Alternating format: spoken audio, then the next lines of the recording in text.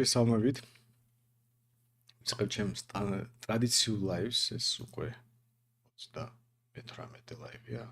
38 ლაივია, ну თუ.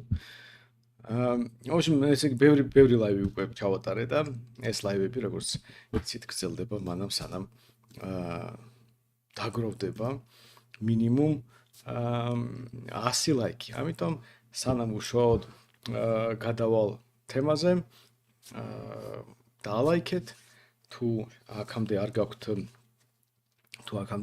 ჩვენი page გამოწერილი გამოიწერეთ და ვიცი რაც უფრო მეტი ლაიქი მით უკეთეს. ასევე თუ რადგან ბევრი ლაივი არის ჩატარებული, მადლობელი ვიქნებით თუ ლაივის შემდეგ კომენტარებში დაწერთ ხოლმე თქვენ არ მარტო შეფასებებს, არამედ შესაძლო თემებს, იმიტომ რომ რაღაც მომენტში ლაივი ბუნებრივად დასრულდება, იმიტომ რომ დასრულდება თემები, რომელზეც მე შემიძლია ვილაპარაკო, მაგრამ როდის მოხდება ეს, მათ შორის თქვენ დამსახურებით შეიძლება რაღაც ისეთი თემები მიკარნახოთ, რომელიც საინტერესო იქნება. ბუნებრივია ყველაფერზე მე ვერ გავაკეთებ ლაივს, მაგრამ თუ კარგი თემები ექნება, ვეცდები ეს თემები გავითვალისწინო. დღევანდელი თემა კი ეხება იარაღის ლეგალიზაციას. ეს არის ერთ-ერთი ყველაზე უცნაური თემა, იმიტომ რომ ერთ მხრივ ძალიან მნიშვნელოვანი თემაა და მეორე მხრივ ალბათ ყველაზე უცნაური დისკუსიებში ისეთი თემა, რომელიც ძალიან ბევრ ადამიანს ეშინია, ბევრი არ შედის დისკუსიაში, პოლიტიკურ წილში ფაქტობრივად ჩვენს გარდა არავინ არ ლაპარაკობს და რაც თავარია, ეს თემა სავსეა სხვადასხვა ტიპის სტერეოტიპებით. მე ვეცდები ამიტომ სხვა საკითხებს შევეხო და ავწერო როგორც რაღაცა ევოლუცია ამ შეზღუდვის იარაღის ტარების ასევე არსება როგორც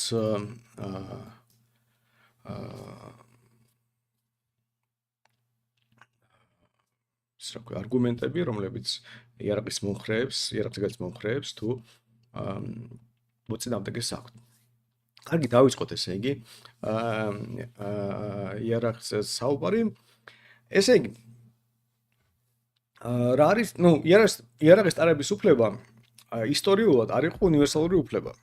ერთი მხრივ გასაგებია, რომ პრიმიტიული იარაღი შეიძლება ყველას ჰქონდეს. მაგალითად, ქვა რო აიღო, ესეც იარაღია.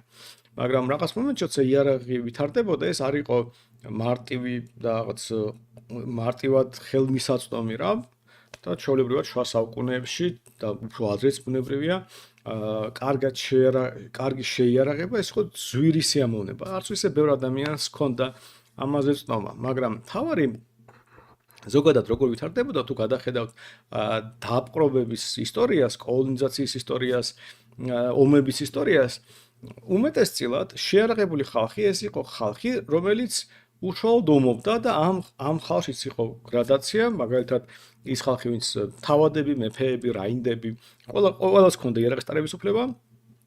დანარჩენ ადამიანებს იშვიათად, მაგალითად რაც გლეხი შეიძლება ასევე წასულიყო მეომრად, მას ექნებოდა იარაღი, ასეთ სიტუაციაში შეიძლება რაღაც მინიმალური შეიარაღება გლეხსაც ჰქონოდა, მაგრამ მონებს როგორც იარაღი არ ჰქონდა. და როცა მტერი დაიპყრობდა ტერიტორიას, ის პირველ რას აკეთებდა ართმევდა იქაურ მოსახლეობას იარაღს, იმიტომ რომ გასაგებია თუ შენ დაიპყრობ ტერიტორიას, სადაც ყველა ადამიანი შეიარაღებულია, ამ ტერიტორიის კონტროლი ძალიან რთულია. ელემენტარულად ჯარი ყოველწლიურად ცოტა იქნება, ვიდრე მოსახლეობა, შეიძლება რომ მთელი მოსახლეობაზე უფრო დიდი ჯარი გქონდეს, ხო? აბსურდია ასეთი ტიპის ოკუპაცია. ამიტომ იდეაში ჯარი რო ეფექტიანი იყოს, შედარებით პატარა უნდა იყოს და გქონდეს ძალიან დიდი უპირატესობა ძალადობის რესურსში. და ეს გარემოება იყოს შესრულებული, ამიტომ როგორც კი ერთი ტომი მაგალითად დაიპყრობდა მეორეს, პირველ რაც ხდებოდა განაიარაღება.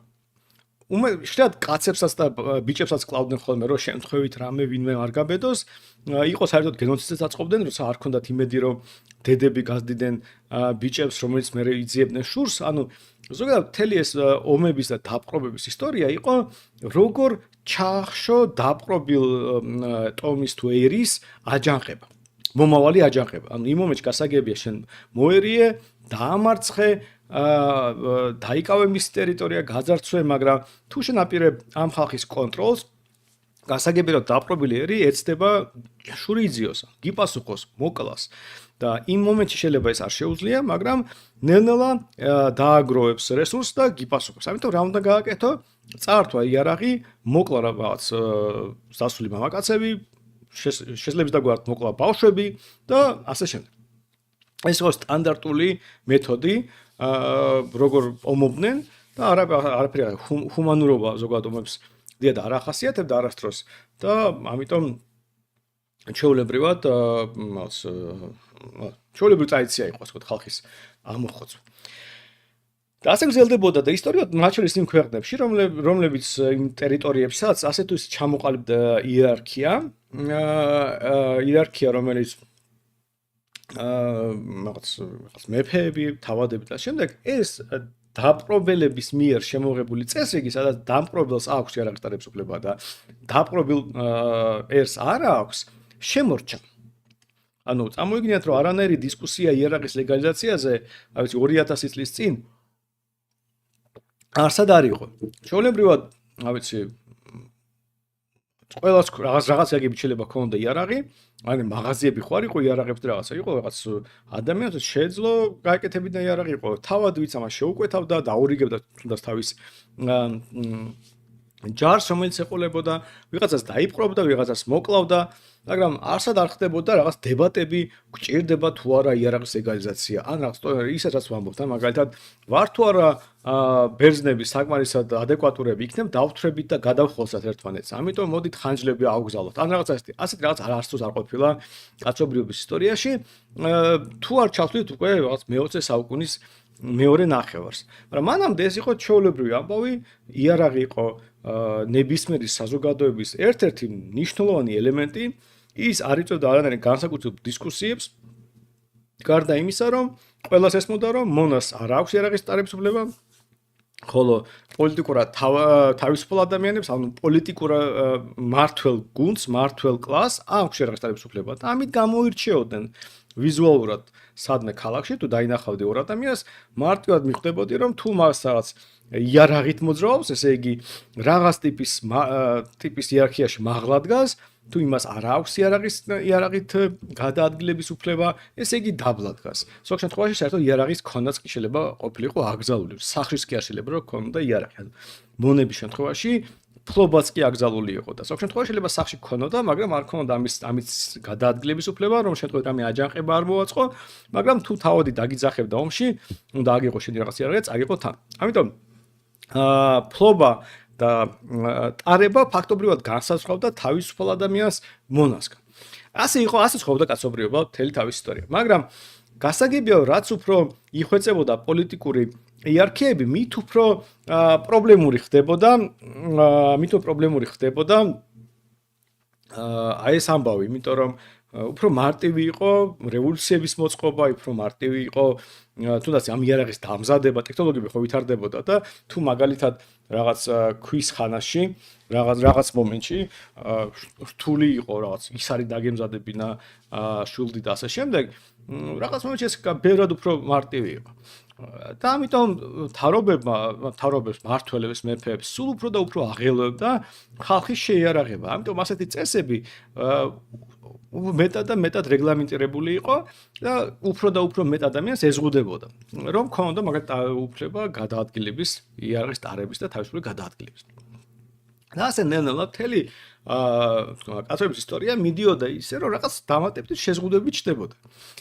გამონაკლისი ამ მთელი ისტორია რო გადახედოთ, მხოლოდ ერთადერთი გამონაკლისი ვიცით, ამერიკის შეერთებული შტატების გამონაკლისი, სადაც ისტორია სრულად სხვანაირად განვითარდა.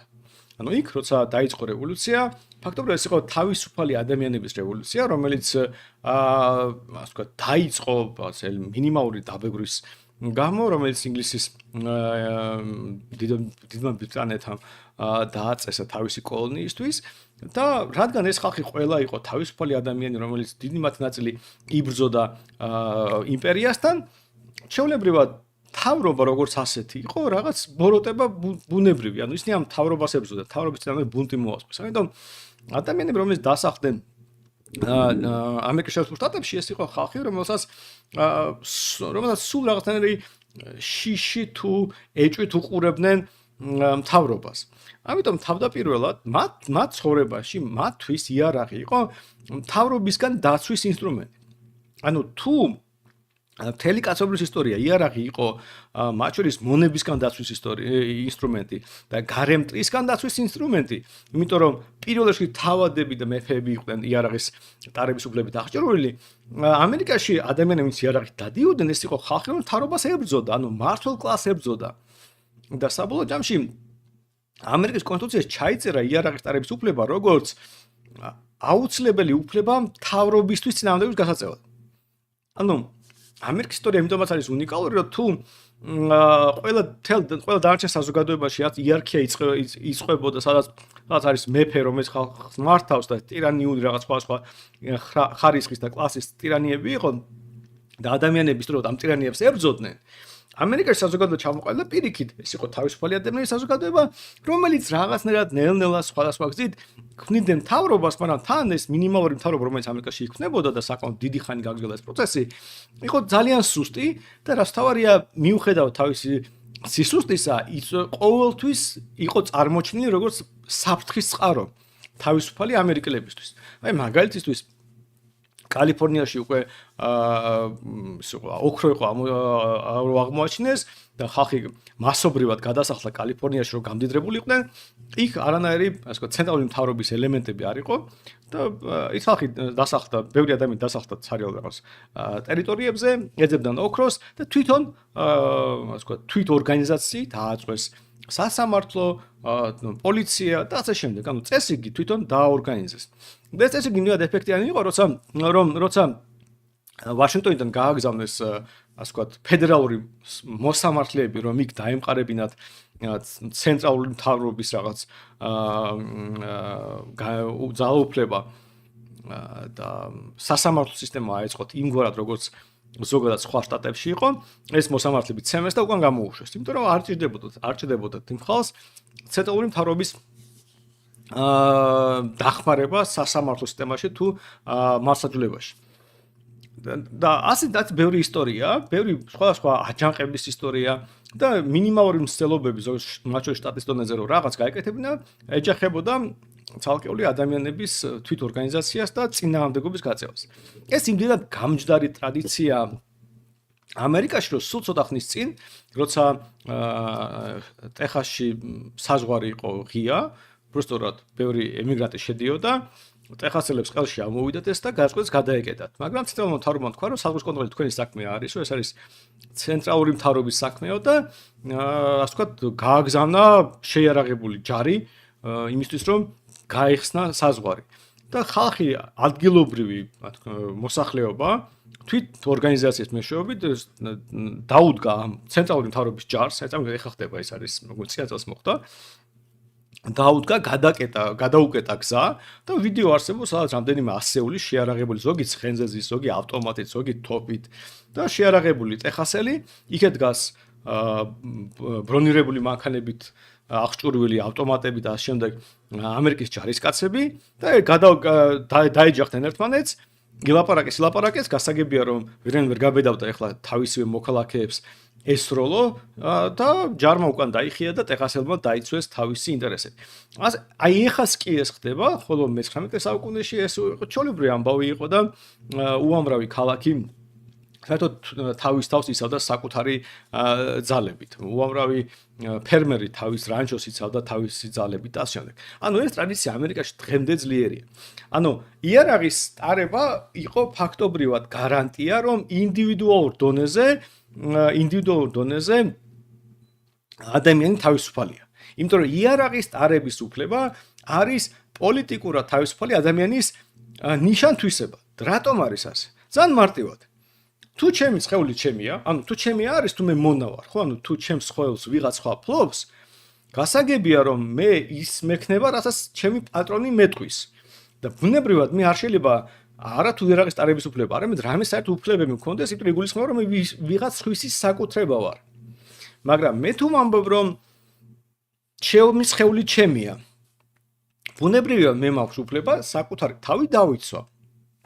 და დავიცვა ნებისმიერი სხვა ადამიანისგან, ანუ მე თავისუფალი ადამიანი გადავადგილდები რაღაც სივრცეში, არავის ტერიტორიას, რა თქვა, არ ვაზიანებ, არავის საკუთრებას არ ვაზიანებ, არც სხვა ადამიანს არ ვაზიანებ და აქედან გამომდინარე არავის არ უჩნდება უფლება ნორმალურ სიტუაციაში რომ თავს დამესხას.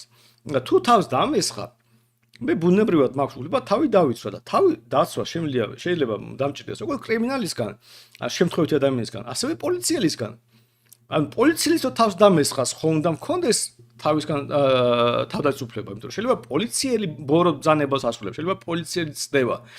ეხლა რა და ჩვენ ქვეყანაში არ გვინდა იმის ახსნა, რომ შეიძლება მთავრობა იყოს ბოროტი.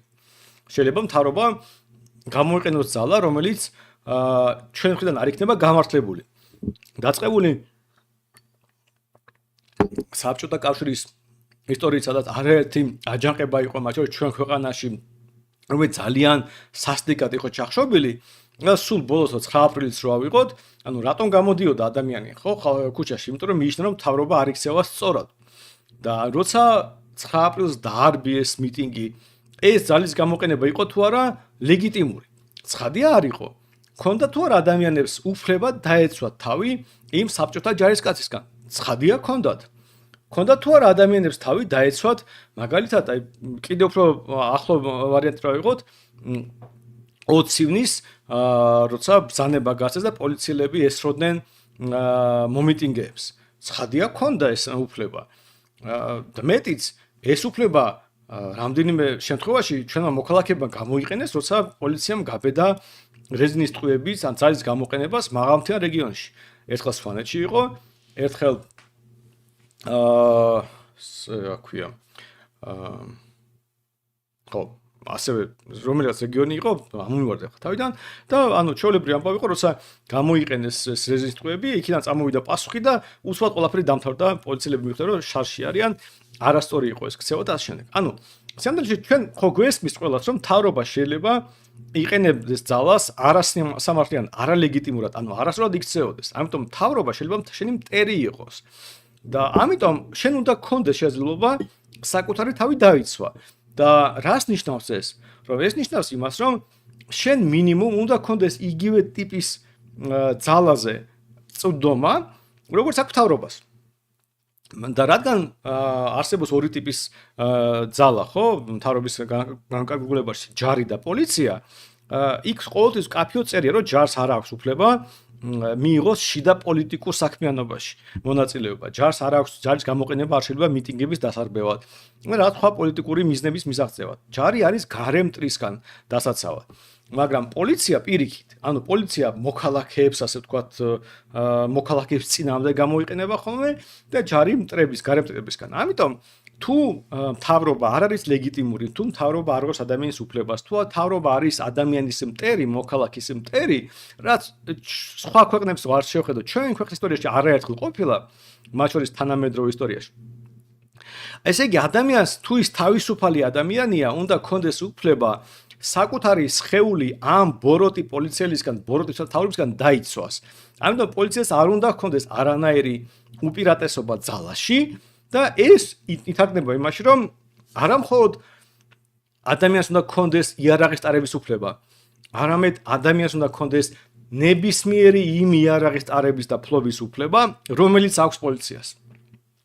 თუ პოლიციელს და თუ მთავრობის განკარგულებაში მხოლოდ ის პოლიციელი, რომელსაც აქვს პისტოლეტი, ესე იგი მოქალაქეს უნდა ქონდეს მხოლოდ პისტოლეტის ტარების უფლება. თუ პოლიციას აქვს პისტოლეტი და ავტომატი, ესე იგი პისტოლეტი და ავტომატი. პისტოლეტი, ავტომატი და რა ვიცი, ბრონირებული მანქანები, რა ვიცი, თავისი რაღაც შეიარაღებით, პისტოლეტი, ავტომატი და ბრონირებული მანქანები. აქედან გამომდინარე საბოლოო გასაგები რომ პოლიციას რაღაც ბირთვული იარაღი არ ექნება და არც რაღაც გამანადგურებლები და ვერტფრენები ანუ ყოველთვის ესეთი ჯარს აქვს და შემდეგ ეს ნიშნავს რომ თუ პოლიციას ესეთი რაღაც არ აქვს თუ ესეთი ტიპის შეარაღება მოქალაქეების წინააღმდეგ გამოყენები აკრძალულია და არ შეიძლება ხდებოდეს მაშინ ესე იგი არც მოქალაქეს იდეაში შეიძლება არ ქონდეს უფლება იმიტომ რომ ამ გადმოსახედიდან პოლიტიკური თავისუფლების უზრუნველყოფისათვის ასეთი იარაღის ფლობა არ არის საჭირო მაგრამ დანარჩენი ყველაფერს პოლიციას აქვს მოქალაქესაც უნდა ქონდეს ანუ ეს არის მთავარი იდეა თუ ჩვენ ვუშვებთ რომ ოდესმე შეიძლება მთავრობა იყოს არალეგიტიმური ბოროტი და ბოროტად გამოიყენოს მის ხელთ არსებული რესურსები, პოლიცია, შეიარაღებული სხვა დანაყოფები, მოქალაქეების წინააღმდეგ, მოქალაქეებს უნდა ჰქონდეს უფლება დაიცვას თავი ასეთი მთავრობისგან. არა მარტო დაიცვას თავი, არამედ იქეთ გადააყენოს კიდეს. ამიტომ არის ხოლმე წინა წელს რევოლუციაზე ვსაუბრობდით, მე მათ შორის გაჩვენებდით სხვა სურათებს, ამაში მდგომარეობს ის, რომ თუ ხალხი არის დაცული, მას მარტივად მოერევა პოლიცია და მარტივად დაარბევს თუ ხალხი შეარაღებულია პოლიცია ხდება ძილობიანი, მთავრობა ხდება ძილობიანი, მთავრობა მალევე სწავლობს როგორ დინჯად მოусმინოს პროტესტის მონაწილეებს და შესაძლებლობის დაკვრად მაქსიმალურად გაითვალისწინოს იმ ადამიანების აზრები, პოზიციები, რომელიც შეარაღებული გამოდის მიტინგზე. ზოგადად ისტორიულად ასე არის მოწყობილი ეს ამბავი. მაგრამ ამერიკის მაგალითმა და ზოგადად შედარებით შეარაღებული საზოგადოების მაგალითმა ასევე აჩვენა მართველებს რომ ასეთი საზოგადოების მართვა ძალიან რთული და ხალხი რომელიც ავტომატით შეიძლება თავისუფლად სერდომდეს ქუჩაში ამ ხალხის მოტყუება, გადაგდება, შევიწროება სხვა ფორმით არის რთული და არათრთული საშიში. ალათოს არ იცი რას გიპასუხებს ეს ადამიანი და საბოლოო ჯამში ქუჩაში თუ გამოდის 500 შეარაღებული ადამიანი, არც ერთი პოლიციელი არ გარისკავს წყლის ჭავლი გამოიყენოს, რეზნის ტყვეები გამოიყენოს, გაზი გაუშვას, ნუ მით უმეტეს თვითონ დაიწყოს პირველმა ცეცხლსასროლი იარაღის გამოყენება. ამიტომ შინაარსობრივად, როგორც 500 შეარაღებული ადამიანი გამოდის ქუჩაში რომ რაღაცა უკმაყოფილო პროტესტს გამოხატავს, ხარობის წარმომადგენელი ან მერის წარმომადგენელი ან ვიღაც სხვა ვის მიმართ პროტესტია, ჩამოვა და ძილობიანად დაელაპარაკება. ყველა ხდება ძილობიანი პროტესტის მონაწილეები, იმიტომ რომ მათ არაფრის დამტკიცება არ უნდათ, იმიტომ რომ ისედაც სერიოზულად გამოიყურებიან. პოლიციელებიც, რომელიც არც კი ფიქრობენ, რომ ვიღაცა დაარბიონ, პირიქით შეიძლება დაეხმარონ, რომ უფრო კომფორტულად გაიარონ ქუჩები. და რა თქმა უნდა, მთავრობა, იმიტომ რომ იმასაც აზრად არ მოვა, გასცეს ბრძანება დაარბიოს ეს მიტინგი. ასეთი მაგალითები ძალიან ბევრია, მაგალითად კოვიდის დროს იყო ძალიან ასეთი საინტერესო ამბავი, როცა ერთ-ერთ შტატში ხალხს ყელში ამოვიდეს ლოკდაუნები და რაღაცეები, გამოვიდნენ ქუჩაში და ხალხი შეარაღებული ხალხი სეერნობდა ქუჩაში, დადიოდა მანქანებით და არავის არად არ მოვიდა ამ ხალხის ჯარიმების გამოწერადან რაღაც. იქ სადაც ხალხი არ იყო შეარაღებული, ხალხი გამოკეტეს ციხეებში და ვერაფერი ვერავინ ვერ გააკეთა. მიუხედავად იმისა, რომ ძალიან ბევრი ადამიანი არ იყო ამით კმაყოფილი. და გვაქვს საწინააღმდეგო მაგალითები, არა მარტო ჩვენი ქვეყნის, არამედ თუნდაც 14 წლის უკრაინის რევოლუცია, სადაც 100 კადრზე მეტი მოკლა მთავრობამ და თუ გახსოვთ ეს კადრები ამ რევოლუციის რით იყო შეარაღებული ეს ხალხი, როგორ წარმოადნენ, ანუ რა იარაღი ჰქონდათ მათ, ჰქონდათ შუა საუკუნის რაღაც შეიარაღება, ახლა გაჩვენებთ მაგალითისთვის, ესეთი შეიარაღებული ხალხი დადიოდა მაგალითად 14 წელს უკრაინაში. აი ეს იყო რაც ჰქონდა იმ მომენტში, უფრო პრიმიტიული თავდაცვის ინსტრუმენტებიც ჰქონდათ და ცოტა მოგვიანებით დიდი ბოდიში ეხლა უნდა მე ჩავთო კამერა.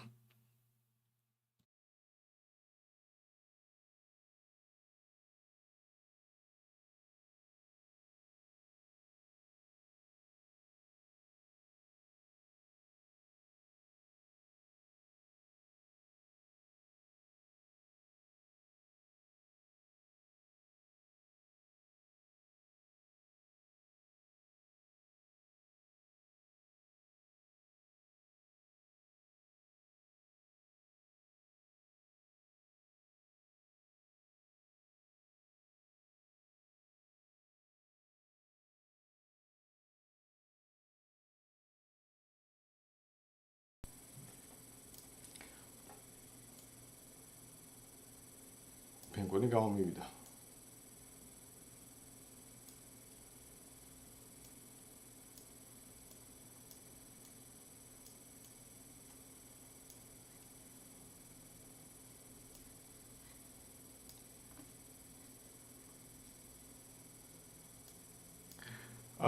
ბოდიში რაღაცას დავაჭერეთ, რაღაც წამეშალა. და არ ვიცი რა უქნა.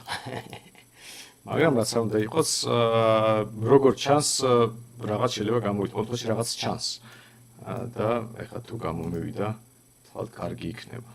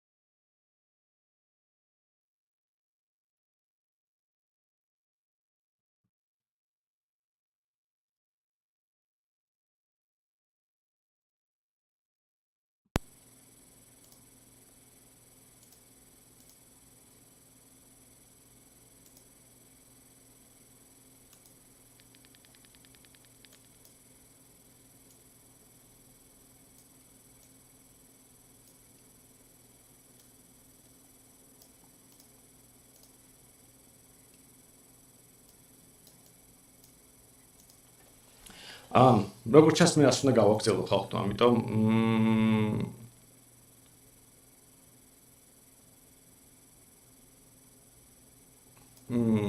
ბოდიში თქვენთან, მაგრამ ასეთი პრობლემა აქვს. არ ვიცი რა უნდა გავაკეთო, იმით რომ გამოსწორდეს, მაგრამ როგორც ჩანს ასეთი რაღაც ჭირს. და რადგან ასეთი რაღაც ჭირს, და მე არ შემიძლია ეს შევცვალო რატომღაც, იმიტომ რომ ასეთ ნახევარზე მაჩვენებს.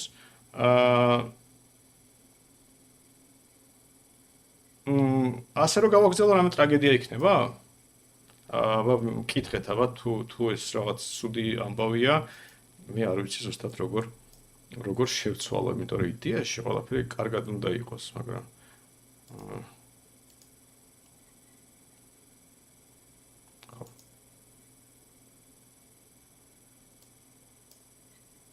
ასე გავაგზავნო? თუ ასე გამოდგება, უბრალოდ მოწერეთ, ცოტა დაგვიანებით მოდის თქვენთან ხმა, მე პრობლემას უფრო ადრე ვხედავ ვიდრე თქვენ, მაგრამ რა შეთხოვით წავშალე რაღაც კამერის სეტინგები და აი ხა უბრალოდ არ ვიცი როგორ გავაკეთო, როგორ დავაბრუნო ეს ონლაინში, ისე თეორიულად ვიცი რა უნდა ვუქნა, მაგრამ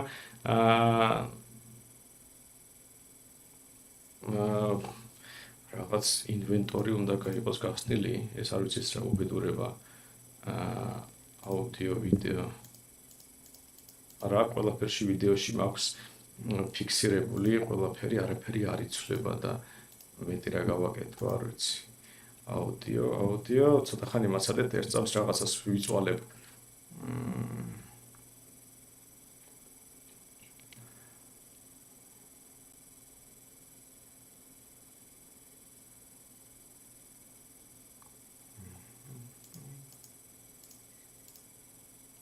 ხო, კაი, ხახტო, გავაგრძელებ ასე როგორც არის, რასიზამ ეს ვიდეო ასეთი უცნაური იქნება, იყო დრო როცა ხმა არ ვარგოდა, მაგრამ იმედია მაპატიებთ. კარგი, ესე იგი, რაზე გავჩერდი? რაზე გავჩერდი? ამომივარდა ამბავი. კაი, გადავხდეთ მაინც დრო დაგვეკარგა, ამიტომ ისტორია ასეთია. ესე იგი, რადგან ეს რთული იყო, ხო, სხვა ტიპის პროტესტები, რომელიც ამერიკაში იყო და საბოლოო ჯამში ეს, ასე ვთქვათ, პროტესტები ყველა აჩვენებდა მმართველებს, რომ ეს რა ქვია, ერთ წამს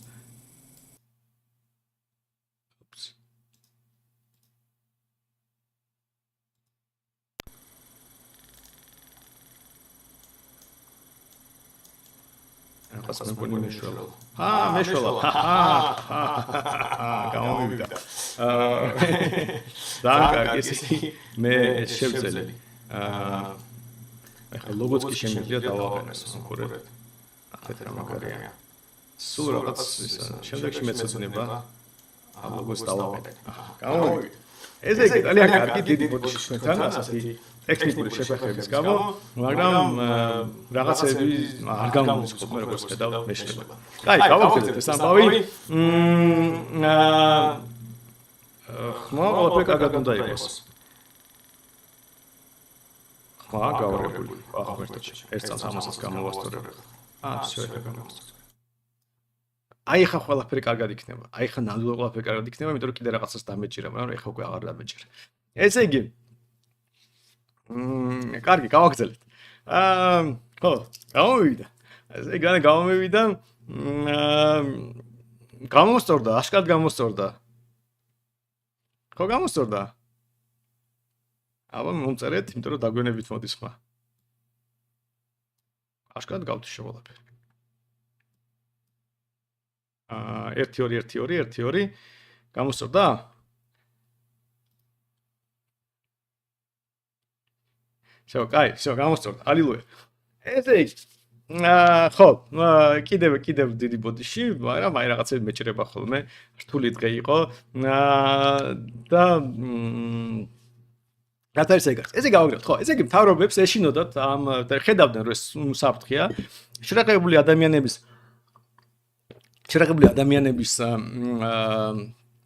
კონტროლი რთულია.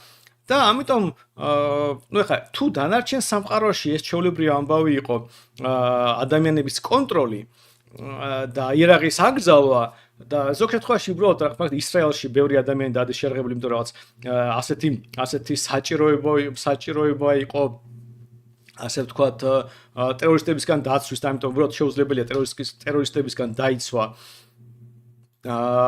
საკუთარი თავი თუ მაგალითად ის არა გაქვს ერთ წამს რაღაცას გავაკეთებ არა შეუძლებელია დაიცვა საკუთარი თავი ტერორისტებისგან თუ მარტო პოლიციას ელოდებს ტერორისტი გამოვარდება და სროლას დაიწყებს ამიტომ ისრაელში ძალიან გავრცელებულია რომ ბევრი ადამიანი დადის იარაღით როგორც წესი ესაა სამხედროები არიან ან ყოფილი სამხედროები რაღაც ასეთი და ამიტომ ზოგადად ქუჩებში ძალიან ბევრი შერაღებული ადამიანია ეს ჩვეულებრივი ამბავია მაგრამ იქ ეს გამოწვეული იყო ძალიან კონკრეტული ტექნიკური პრობლემით ტერორისტთან ბრძოლით მაგრამ დანარჩენ შემთხვევაში ისეაც მონების საზოგადოება იყო ისტორიულად კაცობრიობა ასე ცხოვრობდა. ამიტომ განსაკუთრებული რაღაცა იშვიათი ასევე რაღაც შვეიცარიის შემთხვევაში სადაც ასევე რაღაც გარემტვისგან დაცვის ამბავში საჭირო იყო ბევრი შერაღებული ადამიანი, ფაქტორია ასად არ უშვებდნენ რომ მონებს შეიძლება იარაღი მისცე. და ამიტომ ასე დაარჩა ისტორიულად რომ მხოლოდ ბატონებს აქვს იარაღის ტარების უფლება და მონებს არ აქვს. ჩვენ ქვეყანაში იგივე დარჩა, ანუ ისტორიულად ასე შემოგრჩა რომ რაღაც პოლიციელებს, იმას ვთქვი ჯარისკაცებს, ანუ იმ ხალხს ვინც იცავს სისტემას, სისტემის მაღალ ჩინოსნებს აქვთ იარაღის ტარების უფლება. მეც ამიტომ იარაღის ტარების უფლება მაქვს, რომ საბჭოთა კავშირში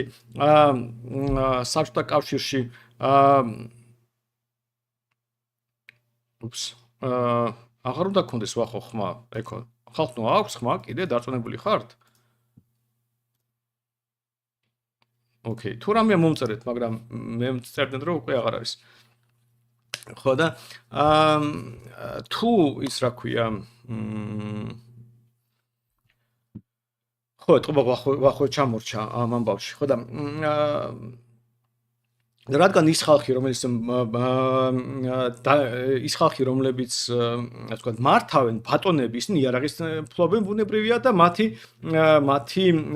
ის რა ქვია დამცველების იარაღით დადიან და დანარჩენი მონები იარაღის გარეშე დადიოდნენ საბჭოთა კავშირი დაიშალა ჩვენ ეს სისტემა დავაკოპირეთ და ვინც მიეკუთვნოდა ბატონებს ის ბატონების ასე ვთქვათ იმათ დაუტოვეთ იარაღი მათ შორის რაღაც მინისტრები იქნება ეს თუ რაღაც პოლიციის პარლამენტარები მაღალი რანგის პოლიციელები ჯარისკაცები და დანარჩენს ისევ ამის ატარების უფლება არ ქონდა ასე ცხოვრობ დღემდე ანუ ჩვენ დღემდე ცხოვრობ სისტემაში სადაც იგულისხმება რომ არიან ბატონები და არიან მონები და საბოლოო ჯამში რით განსხვავდებიან ეს ბატონს და ბატონის მცველს აქვს იარაღის ტარების უფლება.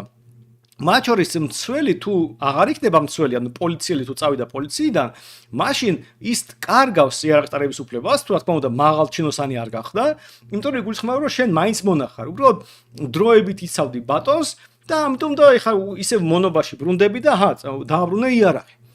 აი ეს არქაული სისტემა, რომელიც ზოგადად კაცობრიობა ასე ცხოვრობდა, არსებობს დღემდე. მაგრამ ამერიკაში, რადგან სისტემა ამოტრიალებული იყო, ანუ იქ ქვეყანა შექმნეს თავისუფალმა ადამიანებმა, თავისუფალმა ადამიანებს შექმნეს და რა ქვია, მთავრობა იყო პოტენციური მტერი. თან ამერიკელების მთავრობა ბევრ უფრო დიდი მტერია ვიდრე გარემტერი, იმიტომ რომ გარემტრები თითქმის არ ყავდათ. ნუ რაღაც პრობლემები ჰქონდათ მექსიკელებთან და ეგა. ფაქტობრივად მეტი არანაირი პრობლემა არ ჰქონდა, თვითონ თუ ვიღაცას დაიპყრობენ და თვითონ ვიღაცას დაბომბავენ. ამიტომ კანადისგან ახლა ომს არავინ არ ელოდება, ხოლო ნუ მექსიკელებს რაღაცნაირად გაუმკლავდნენ. ამის იქეთ არაფერი. ამიტომ ჩვეულებრივ ამერიკელისთვის თავი რისკი ყოველთვის მთავრობა იყო. ამიტომ შეერაღებული ადამიანები იცავდნენ თავს პირველ რიგში მთავრობისგან და ხოლმე მე რაც კრიმინალისგან და ასე შემდეგ. ამიტომ ამერიკის მთავრობა წლებია, თაობებია, მუშაობს იმაზე, რომ შეძლებს და გვარად შეუზღუდოს თავის მოქალაქეებს იარაღის ტარების უფლება. ნუ ბუნებრივია, იმიტომ რომ მაშინ ძალაუფლება გაიზრდება. ასეთი ადამიანის მართვა უფრო მარტივია. ამიტომ დიდი ხანია ჩამოყალიბებული ამერიკაში ადამიანთა ჯგუფი, რომელიც ისტორიულად მიდრეკილია ამ უფლების შეზღუდვისკენ და ბუნებრივია მათ რაღაც სხვადასხვა ის იდება ძალიან ბევრი ფული და ენერგია იმისთვის რომ ეს გახდეს თქვა ძალიან გავრცელებული. ფაქტობრივად როცა იარაღის ლეგალიზაციაზე ლაპარაკობ და ადამიანები არგუმენტები მოყავთ, ეს არის არგუმენტები მოგონილი ამერიკაში ამერიკელებისთვის იარაღის ტარების უფლების შესაზღუდად. მაგალითად, ნუ ხა გასაგებია ყველაზე იდიოტური არგუმენტია სამყაროში ქართველები დავთრებით და ერთმანეთს დავხოცავთ, იმიტომ რომ ნუ ეს არანაირ ლოგიკაში არ ჯდება, უბრალოდ ეს არის რაღაცნაირი უბრალოდ მომშორდის არგუმენტია რა, არაფრის ფიქრს არ ვაპირებ, არაფერზე დისკუსია არ ვაპირებ, უბრალოდ ასეთი მეოთხარისხოვანი ხალხი ვართ ქართველები და თავისუფლება ჩვენ არ ვჭირდება. ხო და ესე იგი, ყოველ შემთხვევაში თუ ოდნავ მაინც დისკუსია შევიდა, თუ ვინმე რამე არგუმენტი აქვს. ეს არგუმენტი დიდი ალბათობით იქნება მოგონილი ამერიკაში და რაში მდგომარეობს ეს არგუმენტი. ნუ აი მაგალითისთვის, რა ვიცი, ვიღაცა შეიძლება თქვას, რომ თუ მეტი იარაღი იქნება, მეტი ადამიანი დაიხოცება. ნუ აი რა ვიცი, შეიძლება დაიხოცოს, შეიძლება არა და რაღაც ხო უნდა იყოს არგუმენტი. მაგალითად რა არგუმენტები ექნება ადამიანს, რომელიც გეტყვის, რომ არასი არ მოხდება. ანუ მაგალითად გეტყვის ის, რომ თუ ადამიანი მიდის ვიღაც მოსაკლავად და იცის რომ ის შეიარაღებულია, ბევრჯერ დაფიქრდება სანამ ამას იზამს. ან მე აქედან რას ამბობ კაცო, აგერ ნახე ამერიკა რამდენჯერ შევარდა ვიღაცა სკოლაში და ვიღაცა დახოცა. ამაზე გეტყვია. კი ბატონო, მაგრამ სკოლა იყო იმ შტატში, რომელშიც იარაღის ტარების უფლება არ არის ნებადართული. ადამიანმა იყიდა იარაღი სადღაც და მე მოვიდა და შევარდა და მოკლა ხალხი. მე გეტყვი, იცი, ზოგჯერ ხდება იმ შტატში, სადაც იარაღის ტარების უფლება ნებადართულია.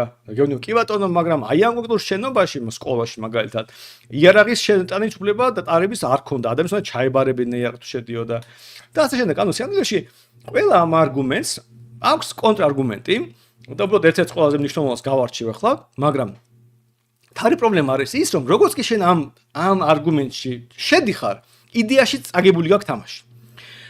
და რაში არის პრობლემა? იმიტომ რომ როგორც გითხარით, იარაღის ტარების უფლება, ეს არის ფუნდამენტური უფლება, თავისუფალი ადამიანის დამახასიათებელია. და როცა ამბობ, რომ მოდი შენ პოლიტიკურად მონის პოზიციაში ჩაგაყენებ, მაშინ უკვე აქედან დაწყებული თუ ამას ეთანხმები, ამ ნაწილს ეს მიიღე, მე უკვე სადაც მნიშვნელობა არ აქვს მონასთვის რა იქნება უფრო მომგებიანი თუ წამგებიანი, ასე თუ ისე, რომ აღმოჩნდეს, რომ თეორიულად იარაღის ტარების უფლება ამცირებს მაგალითად რაღაც ტიპის რისკებს, საბოლოო ჯამში ეს არაფერი არ არის, შეხო მონახა რა, თავი ამოსანა შენ პოლიტიკური მონა იყო. ამიტომ როგორც კი შენ გადაუხვევ ამ პოლიტიკური თავისუფლების საკითხიდან, ჩათვალე რომ წაგებული თამაშია. მიუხედავად იმისა, რომ ტექნიკურად არც იქ არის რამე არგუმენტი. ნუ ყველაზე ცნობილი არგუმენტი იარაღის ტარების წინააღმდეგ არის ის, რომ შეხედოთ მაგალითად ამერიკას, ნახავთ რომ შტატებში, სადაც იარაღის კონტროლი არის მკაცრი,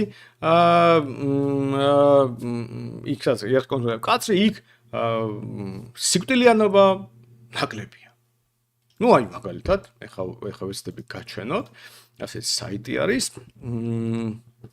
ერთ წამს დავაშიარო.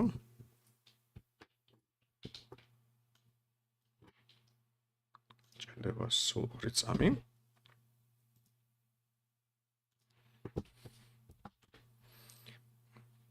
იმედია ამ პროცესში არაფერს არ წავშლი ამჯერად.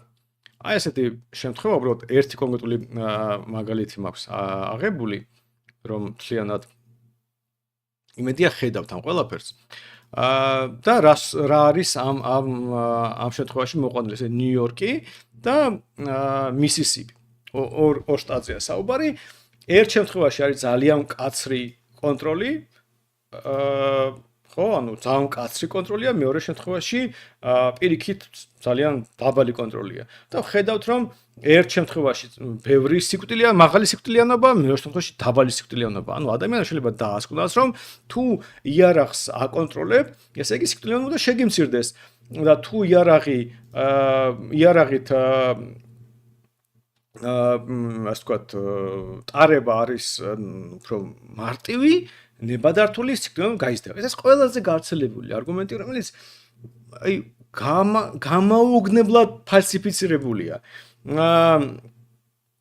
ანუ საბოლოო ჯამში, წამოიგინეთ, რომ აი ეს არის სუფთა ტყუილია ეს არგუმენტი და რაშია საქმე. აქ წერია, რომ ეს სტატისტიკა რამდენი ადამიანი კვდება ცეცხლსასროლი იარაღისგან. უბრალოდ იარაღისგან ზოგ შემთხვევაში, ამ შემთხვევაში ცეცხლსასროლი იარაღზეა საუბარი. და რა ვიცი, ოკეი, კვდება, მაგრამ მე ადამიანი ამ სტატისტიკაში შედის თვითკვლელობის სტატისტიკაც. და ამიტომ თუ მაგალითად ადამიანს სახში აქვს იარაღი და თავის მოკლა დააპირა და იარაღი გამოიყენა, აი ამ სტატისტიკაში შევა. და მე რო აიღოთ და აი ეს გამოაკლოთ ამ სიკვდილიანობას, რომელიც უბრალოდ არის რაღაც რამდენი ადამიანი კვდება 100,000 კაცზე, თქვათ, რა ვიცი, იგივე მისისიპიში. მისისიპი უკვე არ გამოჩნდება როგორც რაღაც ტრაგიკული შტატი, სადაც ხალხი იხოცება. წამოიგინეთ, რომ თუ შენ რა ქვია, სტატისტიკა წესიად დაწერ, აი ეს მთელი ისტორია, პირველი ყველაზე გავრცელებული არგუმენტი, თუ მაღალი არის თუ იარაღის ტარება ლეგალურია, სიკვდილიანობა იზრდება, უბრალოდ თავდება ამ ყველაფრით, იმიტომ რომ არის ზოგი შტატი, შეიძლება კონსერვატიული შტატია, სადაც იარაღის ტარება ლეგალურია, მაგრამ ეკონომიკურად არის ძალიან ძლიერი, იქ მაღალი თვითკვლელობის დონეა, დეპრესიული სიტუაციის, ზოგადად ეკონომიკური დეპრესია არის ერთ-ერთი ყველაზე გამომწვევი სიკვდილიანობის თვითკვლელობის ამბავი. და უბრალოდ ადამიანებს იარაღი აქვს და თავს ასე ასრულებენ ცხოვრებას. მაგრამ იარაღი რო არ ქონდეს, რა ვიცი, სხვა რაღაცას მოიგონებდნენ. და მაგათ იგივე ნიუ-იორკი რო აიყოთ, იქაც სიკვდილიანობა, იქ მაგალითად საკმაოდ მაღალია კვლელობები, უბრალოდ უფრო მაღალია ვიდრე თვითკვლელობები და ამიტომ მისისიპიში თვითკვლელობებია ძალიან დიდი, ხოლო იმაში რა ქვია ნიუ-იორკში პირიქით. და აქედან გამომდინარე, მაგალითად რო აიღოთ მთლიანად ამერიკის სტატისტიკას რო გადახედოთ, აი უყურეთ როგორ არის ეს არის სტატისტიკა ბოლო წლების როგორ იცვლებოდა კვლელობების რაოდენობა და თვითკვლელობის რაოდენობა და ხედავთ რომ თვითკვლელობის რაოდენობა უბრალოდ მეტია. სიანელში საერთოდ ამერიკის ასე დათვალოთ რამდენი ადამიანი ზოგადად კვდება, აღმოჩნდება რომ სუიციდით კვდება უფრო მეტი ვიდრე კვლელობით. და სრულიად აბსურდული იქნება რომ ეს ორი რაღაც გაერთიან. და გამოდის რომ შენ რო დათვალო ზუსტად როგორ არის, აიღო მარტო ის შემთხვევა, როცა ადამიანს კლავს, თქვათ, ავტომატით, პისტოლეტით, მერე ამას უნდა გამოაკლო ის, როცა ეს კვლელობა გამართლებული თავდაცვა არის, ვიღაცა მორბის, თქვათ, დანით მორბის და შენ აიღებ სულე და ესროლე. ვიღაცა სახში შემოვარდა და აიღე თოფი და ესროლე. თუ შენ ამას მართლა ის შემთხვევები გაინტერესებს, როცა ადამიანი შეიარაღებულია და ამით მოკლა, უნდა, რავი, ჩვეულებრივად დათვალო მხოლოდ ის შემთხვევა, როცა ადამიანმა განზრახ გამოიყენა თავისი თოფი იმისთვის, რომ მოეკლა ვიღაც. მაგრამ ესეც არის საკვარისი, იმიტომ რომ ზოგადად ადამიანს რო განზრახ კვლელობაზე მიდის, იმას ხო შეიძლება ბევრი რაღაც სხვა გამოიყენოს. მაგალითად, ოჯახური ძალადობის შემთხვევაში ძალიან გავრცელებულია, უფრო მარტივიც არის დანით მოკლა. ამიტომ ზოგადად გასაგებია, რომ ბევრ შემთხვევაში ადამიანმა შეიძლება დანით მოკლას ვიღაც და დანით მოკლა უფრო მარტივია, ბევრად უფრო პრიმიტიული ამბავია, იმისათვის რომ თოფი აიღო, წახვიდე, დატენო, ვიღაცას ესროლო, საკმარისი არა უბრალოდ აიღო რაღაც მაგიდიდან აიღო დან და ჩაარტყა. ამიტომ ქართველები ისეთ ხალხი ვართ, რომელიც დავწვევთ ერთმანეთს კლავთ, ამას უნდა ვაკეთებდეთ ფაქტობრივად მუდმივად, იმიტომ რომ დანა ყოველთვის ხელმისაწვდომია. მინიმუმ თუ სვავდით, ესე იგი სუფრა იყო, სუფრა თუ იყო, სადაც დანა იყო, დანა თუ იყო, ესე იგი ვიღაცას მოკლავდით. ამიტომ თუ ქართველები ერთმანეთს ასე თვალები ვკლავთ, უკვე უნდა ამოგვეხოცო ერთმანეთი. მაგრამ ქართველები არა თუ ამას არ ვაკეთებთ, მათ შორის ამერიკაშიც ქართველები რო ცხოვრობენ, კომპაქტურად და იარაღს წარების უფლება აქვთ და არიან შეიარაღებული, ერთმანეთს სვავენ ზოგჯერ ერთად, მაგრამ მაინც ერთმანეთს არ კლავენ. ამიტომ ეს არ არის ქართველების დამახასიათებელი, მაგრამ ეს არ არის არც ამერიკელების დამახასიათებელი. ეს ზოგადად არავის დამახასიათებელი არის და გამოდის რა? გამოდის ის რომ უბრალოდ რო გადახედოთ, როგორც კი ამ სტატისტიკას დააკორექტირებთ, გამოვა ისე რომ ყველაზე უსაფრთხო შტატები ამერიკაში არის შტატები, სადაც იარაღის წარება არის ლეგალური. ზოგადად ნიუ-ჰემპშირში ან აიოვაში ცხოვრება ბევრად უფრო კომფორტულია, ბევრად უფრო უსაფრთხოა ვიდრე ჩიკაგოში მაგალითად, ან კალიფორნიაში. იმიტომ რომ ზოგადად ასეა, ყველა ლოგიკური არგუმენტი მივთვლით ასე უნდა იყოს. ქურდს ურჩევნია შევიდეს სახლში, სადაც არ არის შეიარაღებული ადამიანი. კლეს ურჩევნია თავს დაესხას ადამიანს, რომელიც არ არის შეიარაღებული. თუ შენ მასშრუთინგი უნდა მოვაწყო და ბევრი ადამიანის დახოცვა გინდა, სად გირჩევნია გააკეთო ტეხასში, სადღაც სავაჭრო ცენტრში, სადაც ყოველ მეორე თან ექნება პისტოლეტი, თუ სადმე ჩიკაგოში, სადაც არავის არ ექნება შენი პისტოლეტი, თუ პოლიციელი არ შეხვდა შემთხვევით. და გასაგებია რომ შენ ამას ჩიკაგოში უფრო გააკეთებ, ვიდრე ტეხასში. და იყო კიდე შემთხვევები, რა თქმა უნდა, ყოველთვის მოიძებნა ვიღაც არაადეკვატური, რომელიც ეცდება ტეხასში ჩაედინოს მარშრუთინგი, მაგრამ ეს ისტორიები ცნობილია და ძალიან სწრაფად მთავრდებოდა. როგორც წესი, პირველი გასვლის შემდეგ ირგვლივ ჩნდებოდა უამრავი სხვა ადამიანი, ვისაც ჰქონდა პისტოლეტი და ამ კლეს კლავდნენ. მაგრამ ეს რაღაც ტიპი კლელობები, რომელიც შეუძლებელია მაგალითად თავი დაიცვა, თუ განზრახ კლელობაზე მიდიხარ, კლიერი ხარ მაგალითად ვიღაც გინდა მოკლა, ალბათობა იმის რომ არ შეიარაღებული ადამიანი თავს დაიცავს, მაინც დაბალია. ეხლა თუ ვიღაცა მაინც ამას შორდან სნაიპერის თობით გესვრის, ნუ რა უნდა ქნა ამაში, ვებს ვერ იზამ, ხო? ძალიან დაცვა თუ არ გაქვს და ასე შემდეგ. ამიტომ საბოლოოდ რაღაც ტიპის კლელობები ყოველთვის მოხდება მიუხედავად იმისა, გაქვს იარაღი თუ არა. რაღაც ტიპის კლელობები პირიქით არ მოხდება, როცა გაქვს იარაღი, იმიტომ რომ არ შემოგივარდებიან სახლში და რაც თავარია უამრავ შემთხვევა უზარმაზრე რაღაც რეინჯია შემთხვევები, სადაც შენ თავს დაიცავ, რომ რამე მოხდეს. მაგრამ როგორც კი შენ იარაღს აკრძალავ, ამ შემთხვევაში კრიმინალს შენ იარაღს ვერ აუგზალავ, პოლიციას იარაღი აქვს და ადამიანი რომელსაც იარაღი წაართი ყოველთვის ხდება დაუცველი. ანუ იარაღის აკრძალვა შინაარსობრივად არის კანონმორჩილი ადამიანებისთვის იარაღის წარების აკრძალვა. იმიტომ რომ პოლიციას კრიმინალს ხო ვერ აუგზავთ, თელი არსი იმაში რომ კრიმინალი იმიტომაც არის რომ იარაღი აღროს კანონს, ამიტომ იარაღიც დააქვს თან. ამიტომ საბოლოო ჯამში გამოდის რომ თუ საზოგადოება შეიარაღებულია, პრინციპის დონეზე კარგად შეიარაღებული საზოგადოება, ეს საზოგადოება არის დილობიანი საზოგადოება, სადაც არის დაბალი კრიმინალი, სადაც მთავრობა დილობიანია, სადაც პოლიციელი დილობიანია და ზოგადად პოლიტიკური ცხოვრებაც არის ძალიან მშვიდი და ლოგიკურ არგუმენტებზე დაფუძნებულია. იმის დასაწყო რომ ვიღაცა ცემო იმიდან რომ ვიღაცა ცემო, შენ უნდა უბრალოდ, რავი, დაელაპარაკო, იმიტომ რომ ცემა რო დაიწყო, იმას პისტოლეტი აქვს, აიღებს და მოკლავს, ან გესვრის, ან რაღაცას გიზამს. ამიტომ საბოლოო ჯამში, მაგალითად რაღაც გრაფიკით შემიძლია გაჩვენოთ, საბოლოო ჯამში მაგალითად რო შეხედოთ,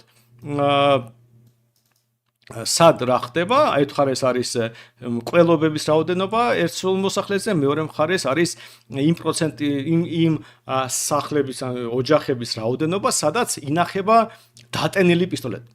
იარაღი, ანუ სიამოვნებაში, ანუ იგულისხმება, რომ არსებობს ცხოვრობს ადამიანი, რომელსაც აქვს იარაღი და მზად არის რომ გამოიყენოს.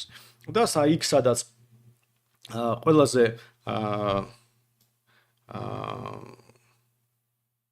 ხო რა ის ხო პირიქით იყო პროფესორო პირიქით მოვყვე მე მგონი ეს ამბავი მაგრამ ხო ანუ იქ სადაც საბოლოო ჯამში შედიხარ რაღაც იქ უნდა იდეაში დაიცვავს მაგრამ ეს ყველა სტატისტიკა რომელიც ასტროგრაფი გავაკეთე იმ საწინააღმდეგო არგუმენტი გავაკეთე მაგრამ მე უბრალოდ ვერ მოვასწარი რა დღეს გვიან მოვედი და დაგიდევთ საბოლოო ჯამში ზუსტ დათვლებს როგორ ხდება ხოლმე და შენ რომ დათვალო რამდენი მაგალითად შევარდა ადამიანის სახში მოკლეს და ის რაღაც ის ადამიანი რაღაც ლეგიტიმურად მოკლეს იმ შემთხვევაში მაგალითად შევარდნილი იყო თავდაცვის ასე შემდეგ გამოაკლო ის შემთხვევა გამოვაკლე ის რაღაც შემთხვევა, როცა ის რაღაც შემოდიოდა მაგალითად დანით და შენ დანით მოკლავდა. შემდეგ ამას რომ გამოვაკლებ ყველაფერს, საბოლოო ჯამში თვითმკვლელობები გამოვაკლო. ასე ბოლოს ამოხსდება რომ ნიუ-ჰემპშირი და რა ვიცი ეს შტატები, სადაც აიოვასნაირი შტატი, სადაც ბრმა ადამიანსაც შეიძლება ჰქონდეს რაღაც ტარების უფლება, საბოლოო ჯამში არის ყველაზე უსაფრთხო შტატები. მაგრამ აი ახლა რაღაც ამდენიმე გრაფიკი რაც გაჩვენეთ მანამდე, არის ის მეთოდები, როგორ გააკეთო რაღაც სხვადასხვა ტიპის манипуляცია. მაგალითად ჩათვალო რომ აი რამდენი ადამიანი მოკვდება, მოკლავენ იარაღით, თუ მაგალითად შტატში არაღებულია, ну გასაგებია შენ კლელსას მოკლავ, მაგრამ სუიციდის ასე მოხდება.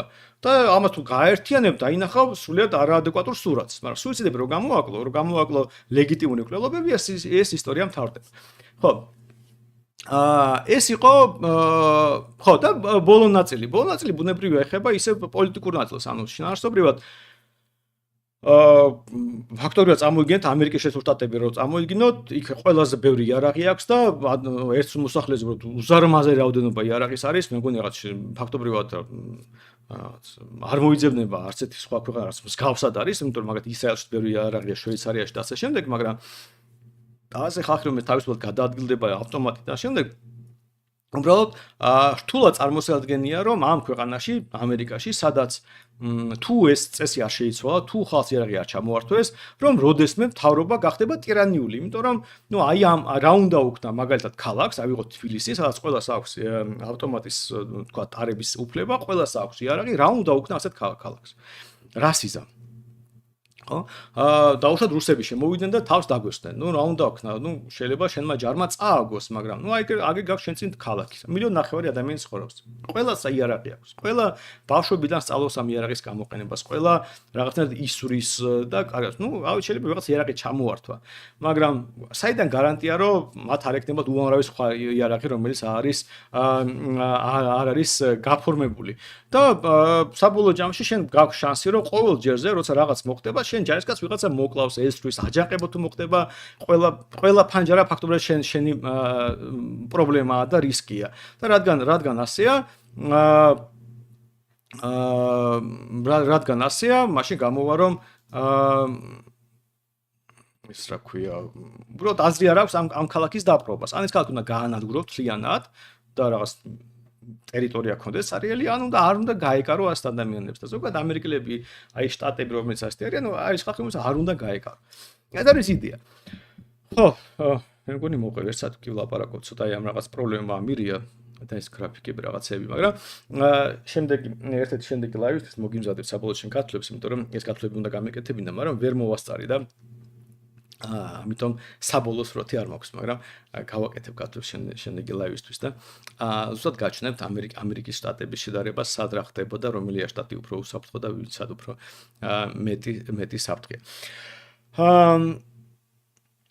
კარგი, დავასრულე ამ ნაწილში და მოვით ახლა მე გადავალ თქვენ კითხვებზე. ამასობაში 124 ადამიანი გვიყურებს და 118 ლაიქი აქვს. დიდი მადლობა, რომ მოგეწონათ ჩემი ლაივი. კაი, მოდი ახლა გადავიდეთ კითხვებზე. სანდრო, პირად საკუთრებაში თუ გაქვს იარაღი და თუ ატარებ? კი მაქვს, Smith & Wesson პისტოლეტი მაქვს.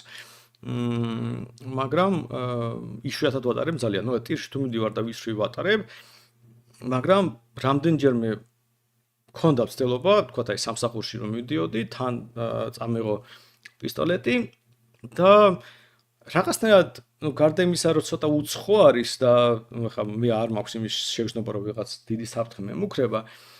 ყოველ ჯერ როცა ხალხი ხედავდა ამ პისტოლეტს, რაღაცნაირად ეშინოდათ და ძალიან დისკომფორტს გრძნობდი.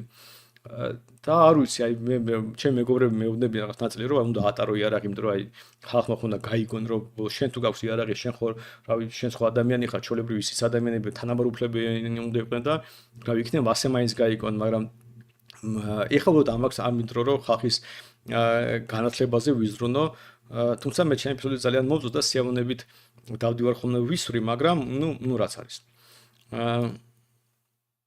ეს უკვე ჩემთა კითხვები არის, ჩამოვედი ქვევით. როგორ მოახედეთ, როცა ერთმანეთი ვერ არ ამოვხოცეთ, როცა არ იყო აკრძალული. კი, მათ რო ნახოთ, რომ მე-20 საუკუნის ჩვენ საქართველოს რუსეთის იმპერიის ნაწილი რო ვიყავით იმ პერიოდის გაცხადებები, წერია ჩვეულებრივ რაღაც მაღაზია ამბობს, რომ რაღაც ახალი პროდუქცია მოგვიყვანეს, ეს და ჩამონაწერილი რა პროდუქცია შემოვიდა მაღაზიაში ახალი და მათ შორის რაღაც პისტოლეტი ასეთი, პისტოლეტი ისეთი. იმიტომ რომ ჩვეულებრივ ამბავი იყო, უბრალოდ მართლაც აზრად არ მოსდიოდა, რომ რაღაც ადამიანებს არ შეიძლება ქონოდათ იარაღი. ეს იყო ჩვეულებრივ ცხოვრების ნაწილი.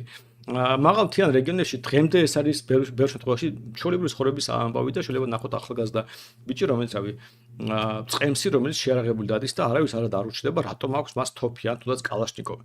ეს არის მხოლოდ თბილისელი ბიჭის და გოგოს დამონების ამბავი, რომ აი თბილისელების ცემა ტყეპა მოსულა და ღმერთთან დაგვიფაროთ თბილისელები იყვნენ შეარაღებული, იმიტომ რომ თუ აღმოჩნდა რომ ახალგაზრდა ბიჭები, გოგოები შეარაღებულები არიან, ბავშვობიდან სწავლობენ ამ იარაღის გამოყენებას და ასე შემდეგ და ასე შემდეგ, ну რავი, მაშინ არ გამოვა რომ მიტინგი დაარბიო და მიტინგზე რომ გამოვა 100,000 კაცი მოგიწევს, ну რაღაც დოზით დაეთანხმო იმასაც შენ გეტყვიან 100,000 კაცი შეარაღებული რომ გამოდის, მთავრობა კი არა მტერს შეეშინდება, ამიტომ რავი 100,000 შეარაღებული კაცი ნიშნავს რომ გამოხვედი და პოლიტიკური გაწყვეტილება შეიცვალა. არანაირი მუდმივი პროტესტი, კარვების შიმშილობა და სხვა რაღაც უაზრობები არ იქნებოდა საჭირო, რომ აგენტების კანონი გაუქმებულიყო, იმიტომ რომ აგენტების კანონის თუ გამოვიდოდა წინააღმდეგ 100,000 კაცი, მთავრობა თვითონ გააუქმებდა სწრაფად და ძილობიან სინამდვილეში ხალხი რო შეერაღებული ყოფილიყო, არანაირი აგენტების კანონის და ზოგადად ჩვენარი მთავრობის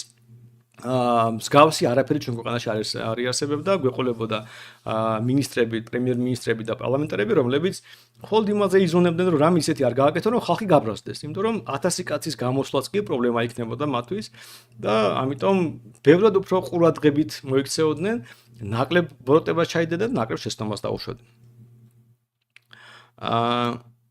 კაი, ჩამოვედი ქვევით. სამსამდრო ამ ბოლო დროს შეხვდა კომუნისტების ვიდეოები იმაზე, რომ არგენტინაში კიდევ სიღარიბის მაჩვენებელი თუ რაღაც 50% გადასცა და შეგიძლია აგიხსნა რაზე ლაპარაკობენ. კი, უბრალოდ ჩვენ ჯგუფშიც იყო და მაგრამ დამიზარა დავახახავე და გავაგრძელე, იმიტომ რომ ეს ხო როგორ არის აწყობილი, აი წამოიგინეთ ჩვენ ქვეყანაშიც მაგალითად ეხლა არ ვიცი ზუსტად მაგრამ რაღაც პერიოდი იყო, აი შედარებით თანამედროვე, აი შეიძლება წინაწლის ან იმის წინაწლის მომაცემებზე საუბრობ, სადაც სიღარიბე ჯინის ინდექსი, ანუ ეს უთანასწორობის ინდექსი მცირდებოდა, ანუ გამოდიოდა რომ ჩვენთან ღარიბები უფრო სწრაფად მდიდრდებიან, ვიდრე მდიდრები, მაგრამ სინამდვილეში ეს მაგალითად ასეთი რაღაცები ძალიან მარტივი სტატისტიკური манипуляციის შედეგია. აი დაუშვათ მე მყავს 500 კაცი, რომელიც თვეში ცხოვრობს 100 ლარით და ძალიან აი შიმშილთან ახლოს ყავს ესეთი ადამიანი და თქვათ 500 კაცი, რომელიც იღებს 10,000 ლარს თვეში. გასაგებია მათ რაღაც სხვაობა. ეხლა წამოიგინეთ რომ მე ამ 500 კაცს დავუმატო 50 ლარი.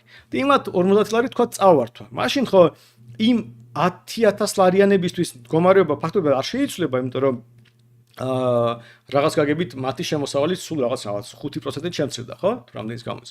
და ამ შემთხვევაში ამათვის გაიზრდება რომ 5%-იც არა 10,000 თუ წავართვი 50, ესე იგი ეს არის 0.5% გამოდის, ხო? 5% იქნებოდა 50,500, ხო?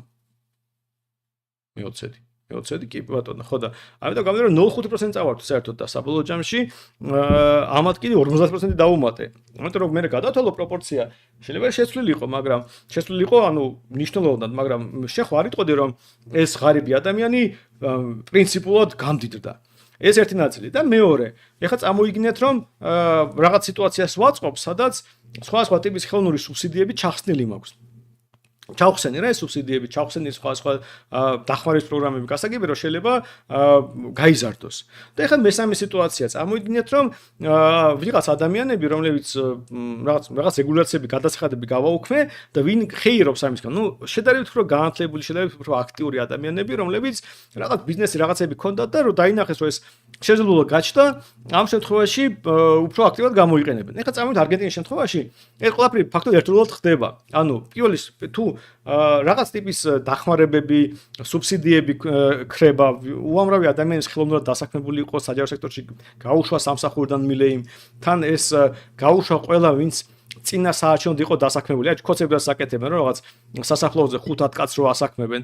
ეხლა წამოდიეთ რომ იგივე გავაკეთოთ ჩვენ ქვეყანაში. გაუშვა თქვა ერთი 50-100,000 კაცი სამსახურიდან რომელიც ხელოვნურად დაასაქმეს და ფაქტობრივად შინაარსობრივ სოციალური დახმარება მიისცეს ამ ადამიანებს. მერე გავაღაც შემოწირო გადასახადები და სხვა რეგულაციები. გადასახადების შემცირება უკიდურეს სიღრმეში მყოფ ადამიანს ხდიდა და არ დაეხმარება.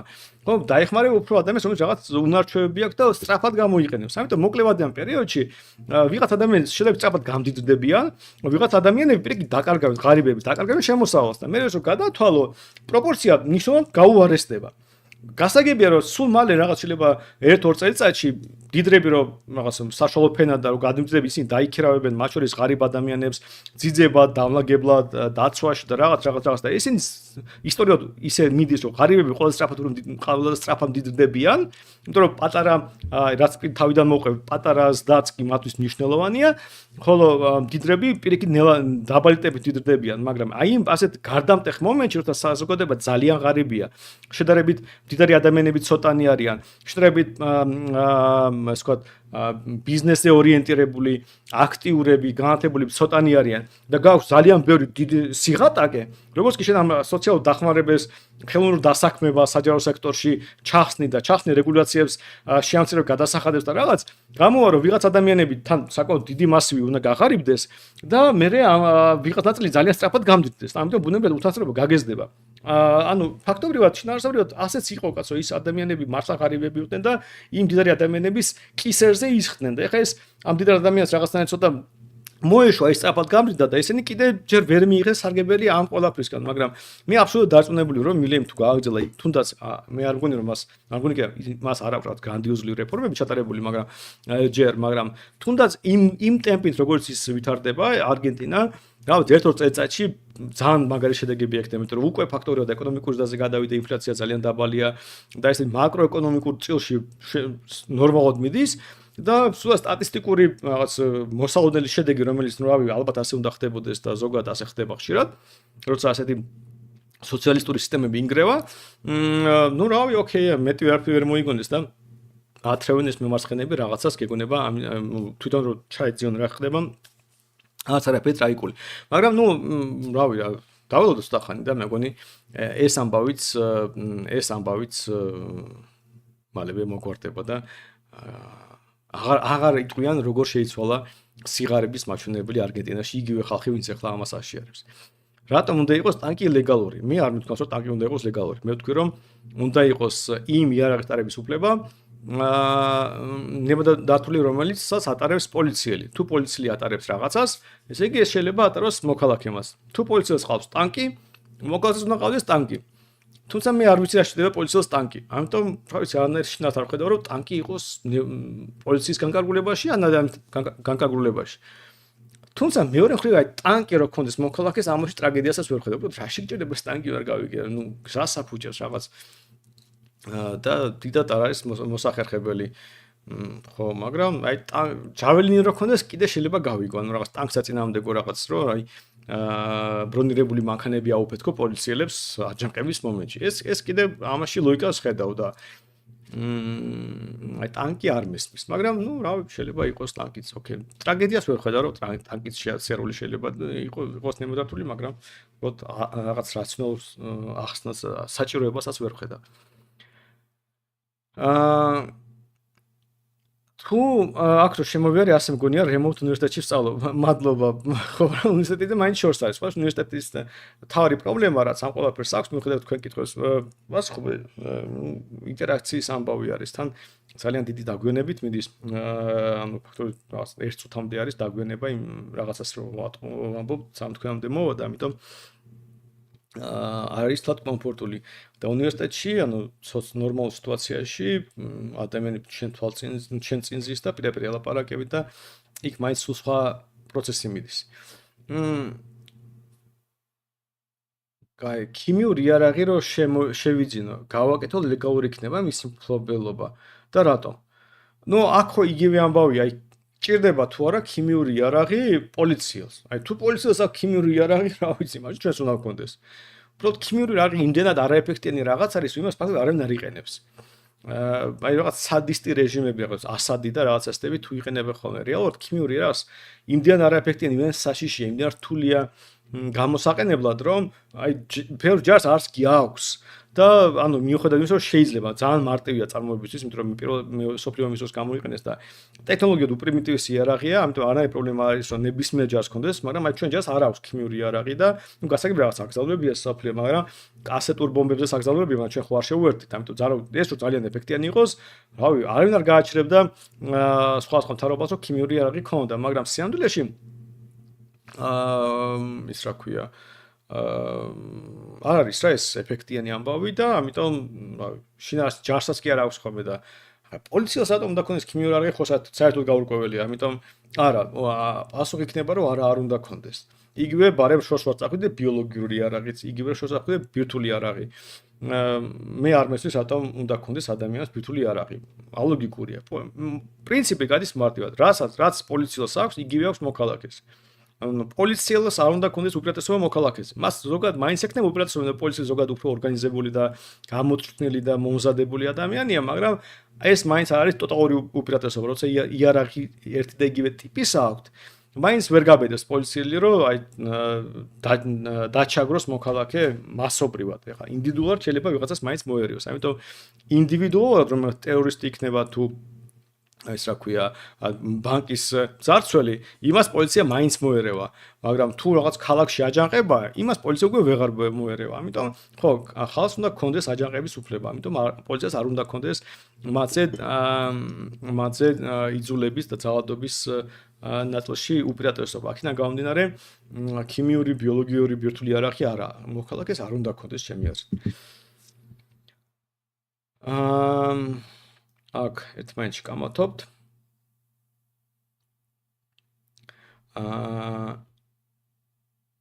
აქ რაღაც ფორმულ ჟურნალისტებზეა საუბარი, მაგრამ ბევრი ვილაპარაკეთ დილის და საღამოს ლაივებში ჩვენს იაგომაც და რა ვიცი, ვერაფერს ვერ გეტყვი, მესმის იუმორის ნაწილი, მაგრამ ნუ რაც არის ეგ არის.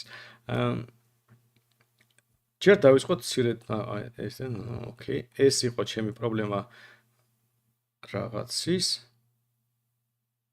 კაი. სანდრო, როდესაც ქუჩაში შენი იარაღი დადიხარ, ხალხს რა რეაქცია აქვს? ნუ თქვი თამასეს, რომ ხო, ცუდი რეაქცია აქვს. ნუ უმეტესად არ ჩანს ხოლმე რომ იარაღი მაქვს, მაგრამ რამდენჯერაც ხალხმა დაინახა რომ პისტოლეტი მქონდა თან, ყოველთვის რაღაცნაირად ისეთ ცოტა შეშინებულად შევხედე. თან ქუჩაში კი ხო, მაგრამ მეზობლებმაც კი იგივე გავაკეთეს. ანუ იდეაში ხალხმა ვის იდეაში მიცნობდა და ახლა იციან რომ დეპუტატი ვარ თეორიულად ახლა არ უნდა გაკვირებოდა რომ იარაღის ახლა ყლელი რო და კილერი რო არ ვარ კი იცოდნენ ამდენი და ნუ აი რა ვიცი პისტოლეტი რო დაინახეს ხალხი შეეშინდა და არ მინდა რომ ხალხი შევაშინო რაღაცნაირად მეც უხერხულად ვზნავ თავს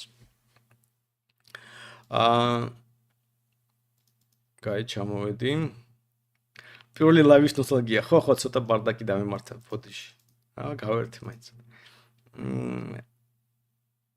რითი სტრიმავ, OBS-ით სტრიმავ. ჩქენური პასუხი გავეცი, რაღაცები. ვიცი ხო. იმედია სწორი პასუხია. ჩამოვედი ქვევით, ჩამოვედი. აი რატომ წერთ? არ გაუფუჭოთ ხასიათი, გონია რომ გამოასწრო. ნუ რატომ? აი როგორები ხართ რა? მე ხო ხვდებოდი რომ პრობლემა მაქვს. ვიპოვე კიდეც, გამოასწორე კიდეც. რაღაც უნარჩვევები მეც ჩემთანაც ვითარდება რაღაცნაირად. კაი, ჩამოვედი.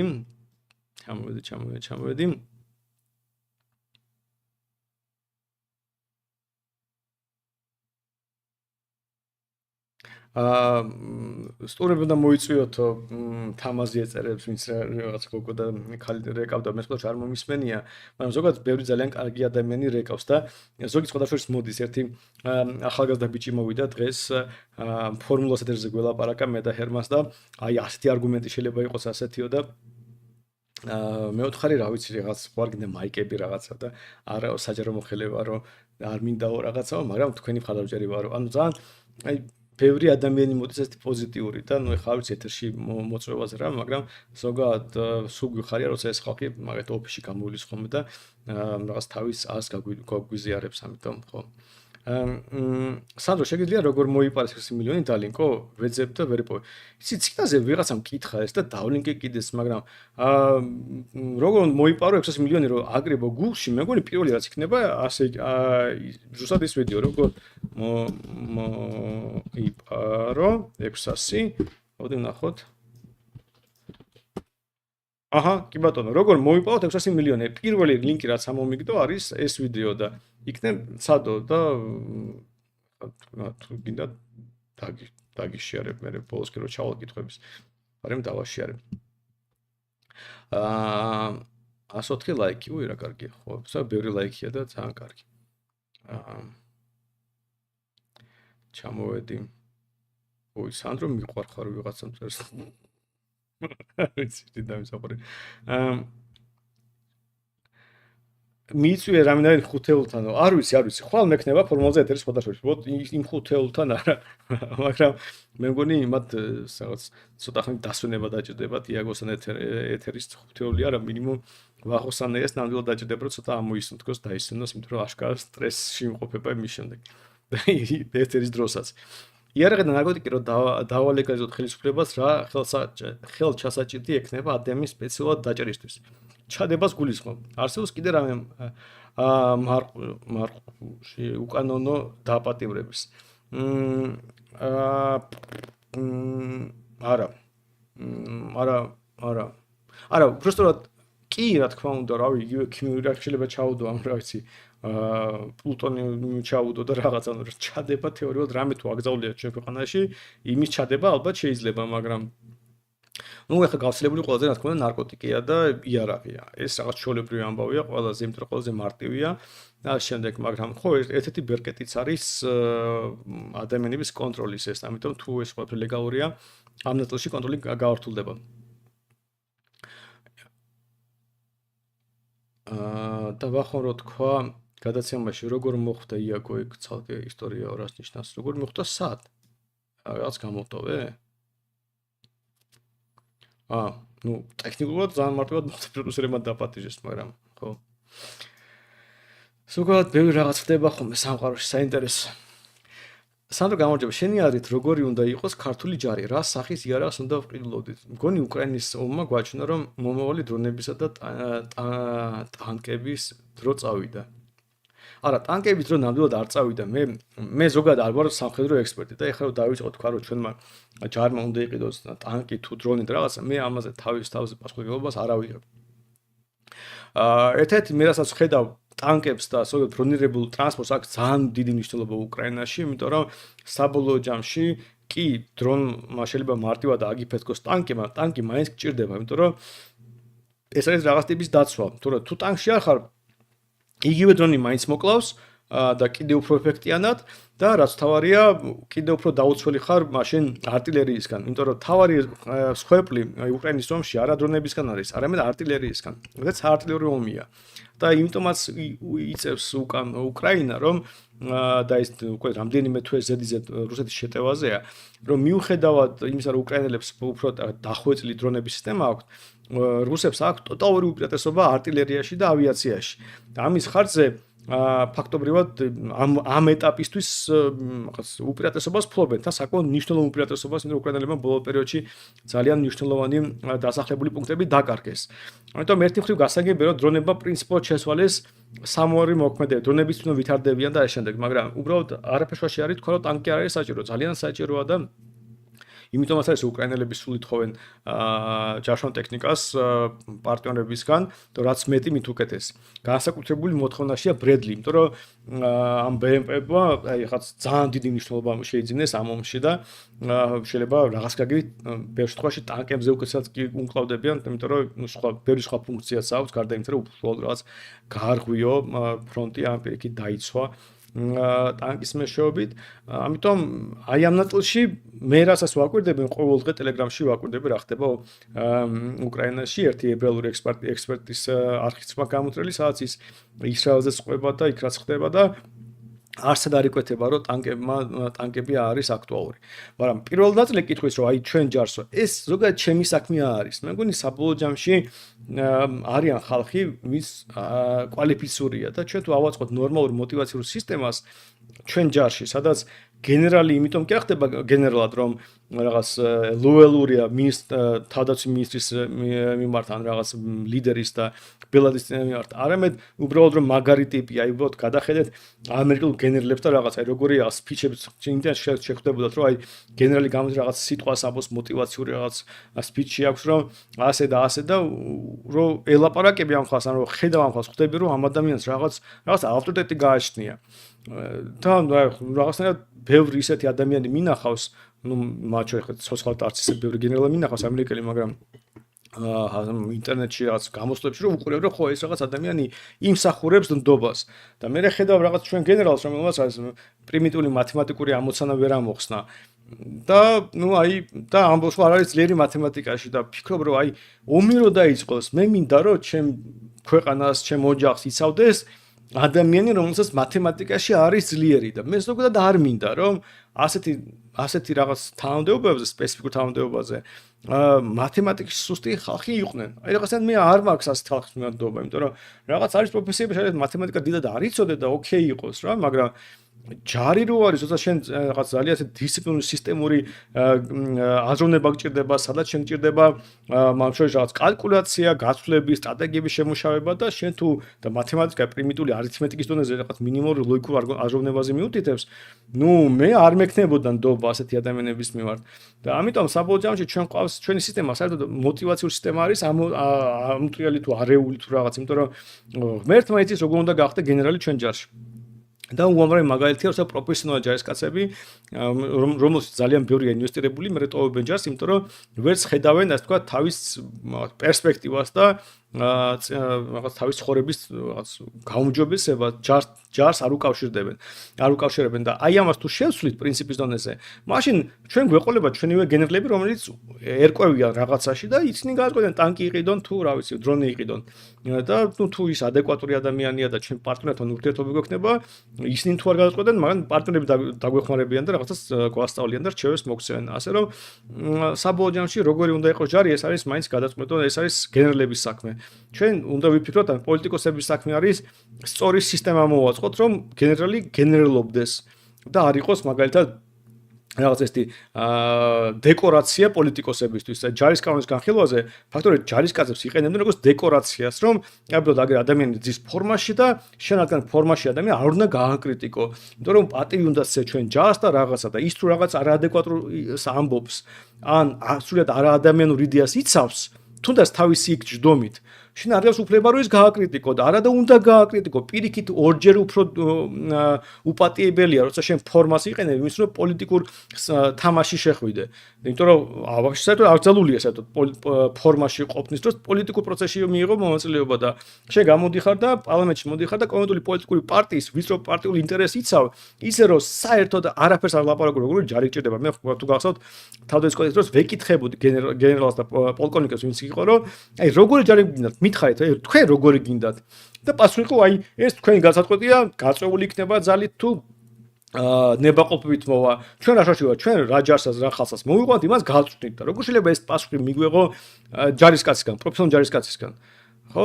ამიტომ საბოლოო ჯამში ჩემი პრობლემა არის ის, რომ მე საერთოდ არ ვარ დაწუნებული, რომ ჩვენი გენერალიტეტი იქნება თუ ოფიცრები, ყველა ისეთი კვალიფიკაცია არის, რომ მართლა შეძლებენ დაიცვან ჩვენი ქვეყანა და მით უმეტეს სიტუაციაში, როცა მთავრობა ამაზე საერთოდ არ ჟუნავს და არც იარაღს ყიდულობ და არც არაფერი და ესე ძალიან სერიოზული პრობლემაა. უბრალოდ ჩვენ პოლიტიკაში არის ჯარზე კრიტიკულად საუბარი არის დაუშვებელი. ანუ ამბობენ, რომ აი როგორც კი ვიღაც პოლიტიკოსი ამბობს, ო ჯარი ჩვენ პატივს ვცემთ ჯარს და ჩვენ ჯარისკაცებს და რაღაც გასაგები რაღაცოი 10,000-ობით ზოგადად ადამიანის მიდის ჯარში, იმას ქვეყანა უყვას რაღაცა ის არის მზად გარისკოს თავისი ცხოვრება რომ დაიცვას სხვა ადამიანებს, ამიტომაც ხალხი პატივს ვცემს, ამიტომაც ხალხს უყვარს ჯარისკაცები, ამიტომ და შენ ეს ყველაფერი გასაგებია, მაგრამ შენ თუ არასწორი მოტივაციური სქემაა აწყვეტ. ამ სისტემაში ხო ბევრი ისეთი ადამიანი მოვა, რომელიც სულ არ აღელვებს მაგალითად ჩვენ ქვეყნის დაცვა და სხვა მოტივებით მოძრაობს. და შეიძლება იერარქია და ძალაუფლების და ბრძანებების გაცემა უყვარს. და ვიღაც ადამიანი რომელიც მართლა გულწრფელად მოვიდა რომ ქვეყანა დაიცვას უნდა პროფესიონალი ტანკისტი იყოს მაგრამ თუ არ მისცემ კარგ ტანკს და არ მისცემ სათანადო შესაძლებლობას რომ ეს გამოიყენოს არ მისცემ საშუალებას თავისი ჯარისკაცობით იამაყოს ქვეყანაში არ მისცემ საშუალებას რომ თავისი ოჯახი უზრუნველყოფილი იყოს კარგი განათლებით ჯანდაცვით და შემდეგ მე ის წავა და გამოურო დაგრჩება ჯარში ხალხი რომელიც რავი შეიძლება ლამაზად გამოიყურებიან კარგი დაკუთული ახალგაზრდა ბიჭები არიან მაგრამ რავი საქმე რომ დადგეს კუნთებით ქვეყანას ვერ დაიცავ და ფორმით და იმით სერიოზული სახით ქვეყანას ვერ დაიცავ პროფესიონალიზმია საჭირო და მე როგორც ყოველთვის ხდება ხოლმე და ხდებოდა ჩვენი ქვეყნის ისტორიაში ყველაზე პატიოსანი რაღაც ახალგაზრდები სწავლენ წინ დაიღუპებიან გმირულად რაღაცას დაიცავენ, სწორედ უმრავლესობა რაღაცას სხვა საქმით არის დაკავებული. და მე ჩვენ ვიხსენებთ ხოლმე ამ გმირებს და მე არ მინდა გმირების ქვეყანაში ცხოვრება, იმიტომ რომ თავიდან ვამბობდი, რომ უბედურია ქვეყანა, რომელსაც გმირები ჭირდებაო. გმირი ჯარისკაცი ნიშნავს სხვა არაპროფესიონალ ჯარისკაცს, რომელსაც თავისი ბრძანება არ შეასრულა, ან სრულად შეასრულა და ამიტომ სხვას მოუწია გმირობა, რომ ის გადაერჩინა. გმირულად დაღუპული ჯარისკაცი ნიშნავს, რომ ვიღაცამ ბრძანება არასწორი გასცა, ვიღაცამ სხვა ბრძანება არასწორად აღასრულა, ვიღაცა გაიქცა, ვიღაცამ შეეშინდა და მე აი ეს გმირი იჯდა და გმირულად დაიცვა სხვა ადამიანები. და რატომ ვაკეთებთ ამას? მე მერჩენია რომ ყველა ჯარისკაცები იყვნენ პროფესიონალები, ყველა აკეთებს თავის საქმეს და არავის არ მოუწიოს გმირობა, ისე დავიცვა ჩვენი ქვეყანა, მაგრამ ეს რო ასე იყოს, ამისთვის ჩვენ ჭირდება სრულიად სხვა სისტემა, რომელიც ჩვენ ქვეყანაშია და სამწუხაროდ ეს სისტემა არ გვაქვს და სანამ ჩვენ არ დავისხოთ ამას ღია ლაპარაკს, სანამ ჩვენ ჯარზე ლაპარაკის დროს მარტო ჯარის ქება დიდებით ვიქნებით და ჩვენი ბიჭები, ჩვენი ჯარი, პატრიოტიზმი, დროშა, ასე და ამის იქით არაფერს არ ვიტყვით, რომ ყველას ეშინია ამაზე ლაპარაკი. ნუ მაშინ არასოდეს გვექნება წესერი ჯარი. შეერაღებულია ალტიმფოელები, როგორ მოვიგერიოთ? შევიარაღდეთ. თუმცა ალტიმფოელები ზოგადად არის თავი პრობლემა. თავი პრობლემა ყოველთვის მთავრობა და არა კონკრეტული რაღაც ადამიანთა ჯგუფი. აი, აქციაზე იარაღი ძალიან მაგარია. დაწუნებული იყავით, საქართველოში ვერაცოს ვერ აიღებთ 6-7%-ზე მეც. ისიც მაქსიმუმ. როგორ მომწონს. ორი წლის წინ გვეუბნებოდნენ, რომ თქვენ 1%-ზე მეც ვერ აიღებთ. ვახო ამბობთ ხოლმე, რომ მე მახსოვს, რომ 4%-იანი პარტია ხართ თუ რაღაც ასეთიო და მე თქვენ ვარცოთ არ აიღებთ 2%-ზე მეც, მე თქვენ არასოდეს აიღებთ 3%-ზე მეც, თქვენ ვერაცოთ ვერ გადაახავთ ბარიერს. აგერ გრიგოლი წერსა თქვენ ვერასოდეს ვერ აიღებთ 6-7%-ზე მეც. არა უშავთ გრიგოლ. დადგება დრო, როცა დამაშინებენ რომ თქვენ ვერასოდეს ვერ აიღებთ 10%-ზე მეც და მე მეტყვიან რომ 15% თქვენი მაქსიმუმია და ბოლოს იტყვიან კი 20% შეიძლება აიღოთ, მაგრამ უმრავლესობაში ვერასოდეს ვერ მოხვალთ და მე საბოლოო ჯერში ჩვენ გავიმარჯვებთ. აი გეების და ალტიმფოელების სამოქალაქო ომი ძალიან სოციალურად გამოიყურება. არა, შეერაღებულ საზოგადოებაში სამოქალაქო ომი არ დაიწყება. ის უფრო დიდი ალბათობით დაიწყება ქვეყანაში, სადაც ხალხს არ აქვს იარაღი და ერთ-ერთი ჯგუფი ამ იარაღს დაითრევს. ამიტომ არ გამოვა. ისრაელი-პალესტინის კონფლიქტზე რა აზრის ხართ? თელ-ავივში რომ ტერაქტი მოხდა და ერთი ტერორისტი უბრალო მოქალაქე მოკლა, რომელიც ისრაელ-პალესტინის კონფლიქტზე რა უნდა გითხრა, რა აზრის ვართ? პრინციპის დონეზე მე ზოგადად ებრაელების მხარეს ვარ ვიდრე არაბების. მაგრამ ეს ძალიან, აი, შორიდან შეხედო, რომ ერთ მხარეს არის რაღაც ტერორისტები, სრულიად ბარბაროსული ქცევით, არადამიანურით, რაღაც მონობით, ხალხის წამებით, სასტიკი დახოცვით და რაღაც. და მე ვხრივ ცივიზებული საზოგადოება. ამიტომ მე ებრაელების მხარეს ვარ ამ ნაწილში, მაგრამ პრინციპში თუნდაც ამ კონფლიქტის ისტორიაში რომ ჩაეძიო, თუნდაც ებრაელებს იმდენი შეცდომა აქვს დაშვებული, რომ დიდი ნაწილი აი ამ ბოროტებისა, რომელიც მათ შორის ჰამასიდან მოდის და შემდეგ ისრაელის მთავრობისგან წახალისებული იყო. ჰამას მთავრობა უჭირდა მხარს. იმ რაკეტებს რო უშვებდნენ, იმ მილებისგან იყო გაკეთებული, რომ ისრაელის მთავრობა აწვდიდა ჰამას. ისრაელის მთავრობა ეხმარებოდა, მაგრამ არ ვაჭრობდა, ფაქტობრივად ეკონომიკურ საქმიანობაში ხალხი არ იყო ჩართული და ეკონომიკურ საქმიანობაში თუ ახარ ჩართული და არ ვაჭრობ ღიად, რაღაც ისეთ მასშტაბურად და ჩვეულებრივად ეკონომიკური ურთიერთობები არ გაქვს. მაშინ ეს არის ბანაკი, სადაც ხალხი ტერორისტებად იზრდებიან და ამასაც ხელი შეუწყო ისრაელის მთავრობამ. და ზოგადად ბევრი ასეთი რამ ხდება და ეხლა შეიძლება მართლა ძალიან მაგარი რაღაცებს აკეთებენ ლიბანში და ამ ხეზბოლას ხალხს რო ხოცავენ, ძალიან შთამბეჭდავია უბრალოდ რაღაც არ ამგონი რომელი ქვეყანა საერთოდ არსებობდეს სამყაროში, ვისაც რომლის ჯარს და სპეცსამსახურებს რაღაცებს შეიძლება გააკეთონ, მაგრამ ისრაელმა ეს უკვე გაიარა სხვათა შორის. როცა პირველი ტერორისტები რაღაც 60-იან წლებში რაღაც მათ შორის ოლიმპიადაზე სპორტსმენები დახოცეს და ასე შემდეგ და ასე შემდეგ ეს პასუხი გასცა ისრაელმა. მაშინ ძალიან შთამბეჭდავი იყო, როცა სპეცსამსახურებმა ტერორისტები სხვა ქვეყანაში იპოვეს და დახოცეს. როცა ტერორისტები დახოცეს რაღაც უგანდას თუ რაღაც აეროპორტში, სადაც გადაფრინდნენ სპეცრაზმი და პირდაპირ სხვა ქვეყანაში და აეროპორტში ჩამოფრინდა სპეცრაზმი ისრაელის გაანთავისუფლეს ძევლები და დახოცეს ტერორისტები. ძალიან შთამბეჭდავი იყო, არავის არასადაც არ მოვიდო ეს გაკეთება ყველაფერი, მაგრამ რით დამთავრდა ეს ისტორია? ყოველ მოკლულ ტერორისტების ლიდერზე მოდიოდა ახალი, რომელიც კიდევ უფრო სასტიკი იყო და კიდევ უფრო არაადამიანი იყო და ეს არაადამიანი ტერორისტები, რომელიც ეხლა ასე ვთქვათ ბლომად არიან ისრაელის ირგვლივ, მათ შორის ისრაელის პოლიტიკის დამსახურება იყო, რომელიც ერთი მხრივ ძალიან მომხიბვლელია, იმიტომ რომ შენ თავრობა შეუძლია რაღაც ერთ დღეში ამოხოცოს 400 ტერორისტი რაღაც ლიდერი და მე თავი ლიდერი მოკლას, მე მის შემსვლელი მოკლას, მე იმის შემსვლელი მოკლას და ასე შემდეგ.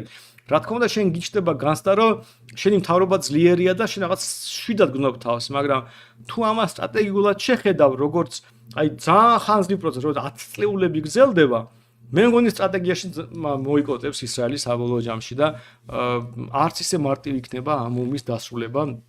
იგივე ლიბანში ხო ლიბანი ხო ოკუპირებული ყავდა ისრაელს და ანუ ეს ხო აი გასაგებია რომ ნუ აი რავი შეიძლება ბევრჯერ შეაქო ისრაელის სპეცსამსახურები და ჯარისკაცები პროფესიონალიზმზე შეაქო ისრაელების საზოგადოება როგორც საზოგადოება რომელსაც რა ვიცი ბევრად წინ წავიდა ვიდრე ყველა მისი მეზობელი და ამ შემდეგ მაგრამ სტრატეგიულად რო შეხედოთ მე მგონი მაინც რაღაც პრობლემაა ისრაელის პოლიტიკაში მაგრამ რაღაც გაგებით ჩემი საქმეც არის ანუ ამის იქეთ მე უკვე მსჯელობაში აღარ შევალ იმიტომ რომ ნუ რავი რა ინფორმაციაც მაქვს მე შემიძლია ეს თქვა და თავს ვერ დავდებ რომ იმდენად ექსპერტი ვარ ამ საკითხში რომ სხვა დეტალებში შევიდე ამიტომ რავი მე მგონი გიპასუხე როგორც შემეძლო რა ტიპის რეგულაციები იქნება საჭირო იარაღის ლეგალიზაციის შემდეგ ვის ექნება ტარების უფლება და ვის არა ზოგადად ეს მე მგონი ეს არის ერთჯერადი საკითხი და ეს არის რაც ხდება აი მაგალითად რას მევროს ბრუნვაში დაშვება კეთება პატარა ჩასწორებით ერთ კანონში და ნუ მინიმუმ რამდენიმე კანონში მაქსიმუმ და ეს ძალიან მარტივი პროცესია მაგრამ ირაც ლეგალიზაცია არის მარტივი არ შეიძლება უბრალოდ ეს ხობდა გააკეთო და ადამიანს არ ელაპარაკო ну დაწყებულ ჩვენ ქონდა კანონპროექტი შეტანილი ამ პარლამენტში რომ იარაღის ტარების უფლება დაუბრუნოთ იმათ ვისაც ეს იარაღის ტარების უფლება ქონდა და ჩამოვართვით ოღონდ ჩამოვართვით არა იმიტომ რომ რაღაც დააშავა არამედ იმიტომ რომ თქვა დატოვა პოლიცია პოლიციელი იყო წლები მუშაობდა და დაქონდა თან იარაღი მე ვერ გახდა მაიორი ისე წავიდა და მას უკვე იარაღის ტარების უფლება არ აქვს აი ამ ადამიანს დაუბრუნოთ იარაღის ტარების უფლება რომ მინიმუმ გაშდეს რამდენიმე 10,000 ადამიანი ჩვენ ქვეყანაში ვისაც შეუძლია იარაღი ატაროს ამასთან და განვითარდეს ანუ მოიხსნას რეგულაციები რომ ბევრი სასულეთი გაიხსნას და ადამიანებმა ბავშვობიდან დაიწყონ სწავლა როგორც ჩემი შვილი დამყავს მაგრამ ჩემი შვილი მაგათ ძალიან მოწადენებული არის ხოლმე რომ იაროს ისროლოს ხოლმე მაგრამ კუთხეში რამდენჯერმე ყავდა და რაღაცნაირად თუ მისი მეგობრების ივლიან და შემდეგ ბავშვობიდან ადამიანები ისწავლიან სროლას და ასე ნელ-ნელა ნაბიჯ მივალთ, მაგრამ სანამ ადამიანები ვერ გააცნობიერებენ, რომ იარაღის ტარების უფლება არის თავისუფალი ადამიანის აუცილებელი რაღაც ნიშან-თვისება, მანამდე არაფერი არ გამოვა. ამიტომ მე საერთოდ მგონია, რომ ბევრი სხვა რეფორმა გატარდება, მანამ სამ იარაღი გახდება ლეგალური, იმიტომ რომ ადამიანს უნდა აუხსნათ. მე არ მოწონს მაგალითად მათ შორის აი უტილიტარული არგუმენტები, რომ იარაღი თუ გაქვს, უკეთესად დაიცავ თავს, უკეთესად დაიცავ ტრისგან. ეს გასაგებია, ეს ყველაფერი ასეა, მაგრამ შინაარსობრივად ის რა ქვია, თავარი ამბავი ამ ყველაფერში არის ის, რომ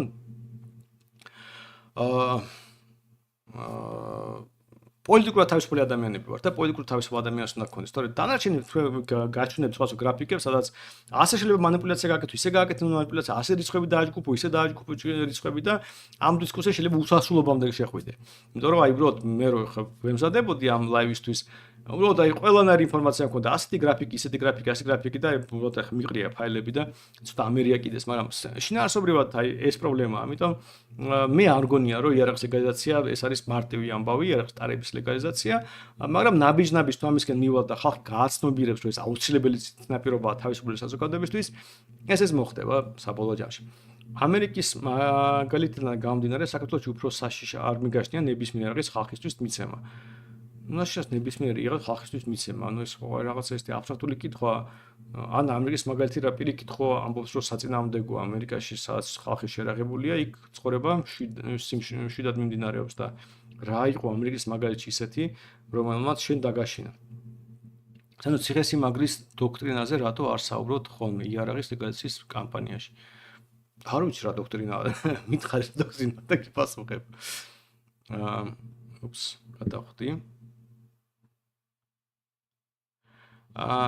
ხალხს ახლაც აქ სანადირო იარაღი და რას ხედავთ აქ სახში? არაფერს არ ხედავ 300-400 ადამიანს აქვს სახში იარაღი და არა მარტო სანადირო, ბევრი სხვა იარაღი აქვს და არაფერს ამაში არ არის. უბრალოდ ატომას ხალხს გონიათ რომ რავი, ქუჩაში თუ იარაღით დადიხარ ეს საშიშია და რა ვიცი, თუ ადამიანი ვიღაც მოსაკლავად წავიდა, ის იარაღით იქნება და ის შენ როცა რიგითი მოქალაქე ხარ და არავის არ ერჩი, იქ რა თქმა უნდა დაუცველი იქნება. საიდან გამომდინარეობს ქიმიური იარაღის არაეფექტურობა? ნუ, რა ვიცი, რამდენად ვიცი ასეა. ნუ რაც მე წამიკითხავს. რთულია გამოყენებაში, ძალიან ბევრი სხვა უცნობ ფაქტორზეა დამოკიდებული. და ასე შემდეგ, ნუ ქარიდან დაწყებული, რა ქვია. თვით დაზიანება იყო ასეთ შემთხვევებიც კიდე როცა ყველაზე ერთ-ერთი აღარ მას შეთხო რომ რაღაც ჯარმა გამოიყენა თან ეს არის ყოველთვის პირველი სოფლიო ომი შედარებით თანამედროვე პერიოდი იყო მეორე სოფლიო ომის შემდეგ და ყველა დაზარალებული და მკვდარი იყო იმ ჯარის ვინც გამოიყენა. ხო და ამიტომ ზოგადად მე რაც ვიცი ასეა. როგორ გითხრათ ახლა თავს დავდებდო და თავს გავიგიჟებ ამის გამო არ ვიცი. სანდრო ბირთვული არსენალის შექმნა შეუძლია თუ არა საქართველოს და მისი შენახვა და რა კავშირი ექნება ეკონომიკასთან. ბირთვული არაკი ძალიან პრიმიტიული ტექნოლოგიაა და ყველა შეუძლიას გააკეთოს, ფულის ამბავია და მეტი არაფერი. ჩემი აზრით ყველა ქვეყანას უნდა ქონდეს უფლება ქონდეს თავის ბირთვული არახი, იმიტომ რომ ძალიან სასაცილოა როცა რამდენიმე ქვეყანამ ბირთვული არახი შექმნა და მე დანარჩენ ქვეყნებს ეს აუგზავნო. თან რა ქვეყნებია? კაი ამერიკა რო იყოს და დიდი ბრიტანეთი იყო რომ შედარებით ცივილიზებული ქვეყნებია და ნუ კაი რა ვქნა კონდეთ. მაგრამ ჩინეთი რო არის, რა ვიცი, პაკისტანი, რუსეთი, ირანმა ამბობენ რომ გააკეთა, ყოველთვის ტექნიკურად მარტივად შეუძლია გააკეთოს. რა ლოგიკით უგზავნებს სხვა ქვეყნებს ბირთვული არაღას არ ვიცი. ამიტომ, რა ვიცი, მე ვერ ხედავ რატომ უნდა ქონდეს ქვეყნას აღზრდილი ბირთვული არაღი, მე ლოგიკური არგუმენტი ამის არ მომისმენია. და საწინააღმდეგო გასაგებია თუ ყველა ქვეყანას აქვს ბირთვული არაღი, მინიმუმ არც ერთი ომი არ დაიწყება ისეთი, რომელიც იქნება ერთმანეთის განადგურებაზე მიმართული.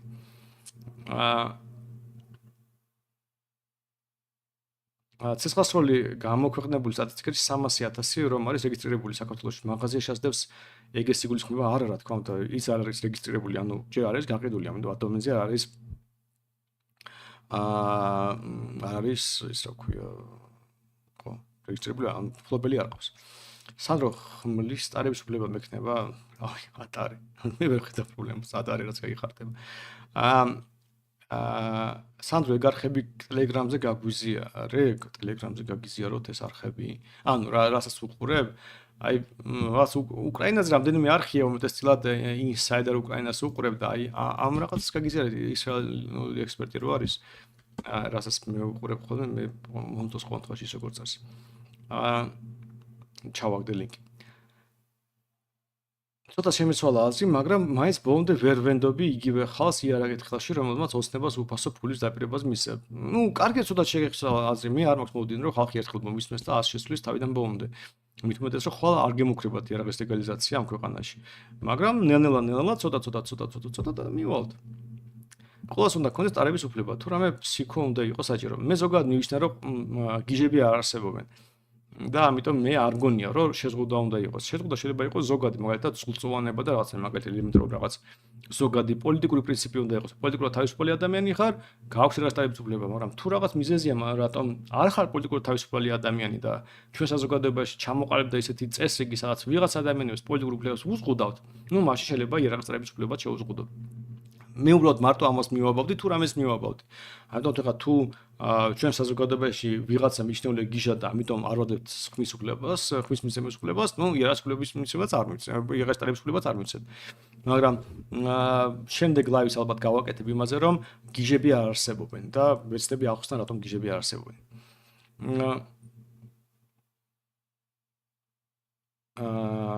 შენი არის რატომ ვერ აიღო პუტინის ჯარმა კიევის 3 დღეში? ნუ მე მართლა გიხოთ პირველივე დღეს აი ლაივი რო ნახოთ, ნუ პირველ დღეს თუ არ მეორე დღეს ლაივში ვიყავით და იქ ზუსტად ამაზე საუბრობდით, რომ მე ჩვენ არც კი გვესმოდა როგორ შეიძლება კიევი აიღოს.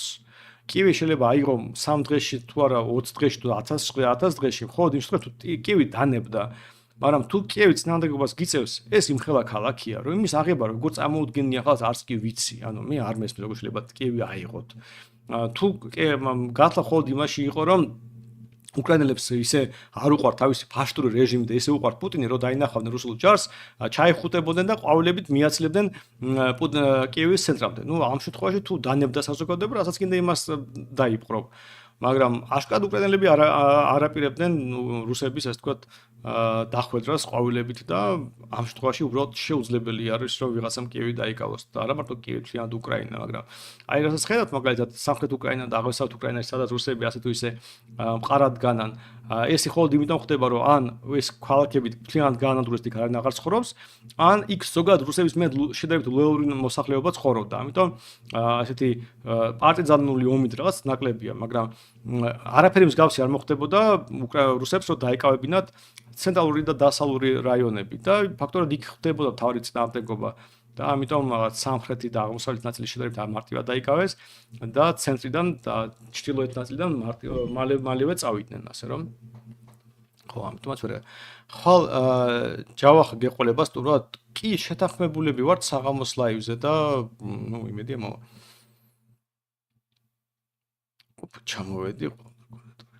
ჩამოვედი კითხვა მაქვს პრივატიზაციასთან დაკავშირებით რა მოხდება საჯარო ტრანსპორტის და მსგავსი ყოველდღიური საგნების შესახებ მათი პროცენტულად ხალხზე გადაცემა მოხდება თუ დარჩება საჯაროდ ну როგორ გითხრა მოდი გეტყვი იდეალურ შემთხვევაში რა თქმა უნდა არ არის საჯარო სახელმწიფო საკუთრება ავტობუსებზე არსად არც რატომ უნდა იყოს ავტობუსი მაინდა-მაინც სახელმწიფო საკუთრებაში აი რა შვაშია ეს რომს დაუშვარ რომ შენ რაღაც რეგულაციები გჭირდება თქვა რავი იყოს კერძო კომპანია რომელიც აწვის ამ მოსახურებას და შენ არეგულირე ზემოდან თუ უშვებ რომ ეს საჭირო რა აი თავისთავად ავტობუსი რატომ უნდა იყოს სახელმწიფო საკუთრებაში ამას მე ვერ გამაგივინეს და არ ვიცი ამიტომ მე ანე პრობლემას არ ხედავ რომ საჯარო რაღაცა ეს ტრანსპორტი ზოგადად იყოს კერძო როგორც ტაქსია კერძო ისე შეიძლება ავტობუსი იყოს კერძო ხა ორი კაცი გადაყავს 42 ამას რა მნიშვნელობა აქვს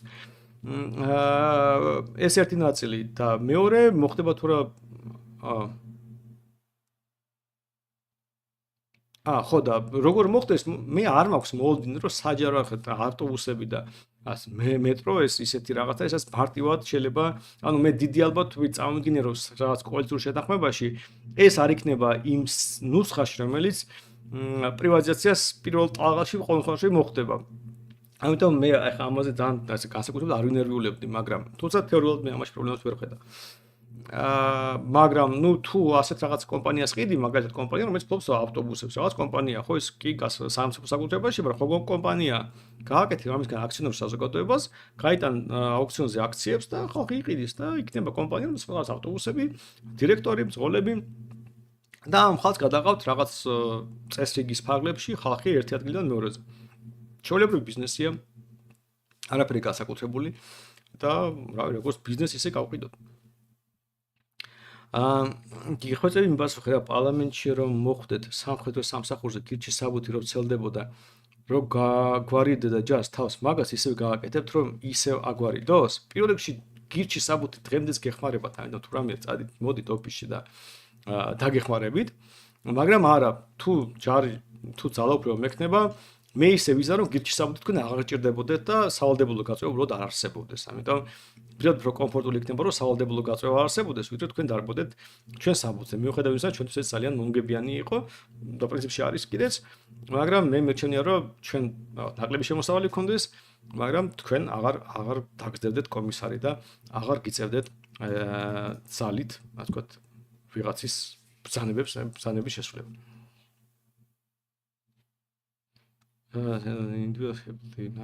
right to use prisoner force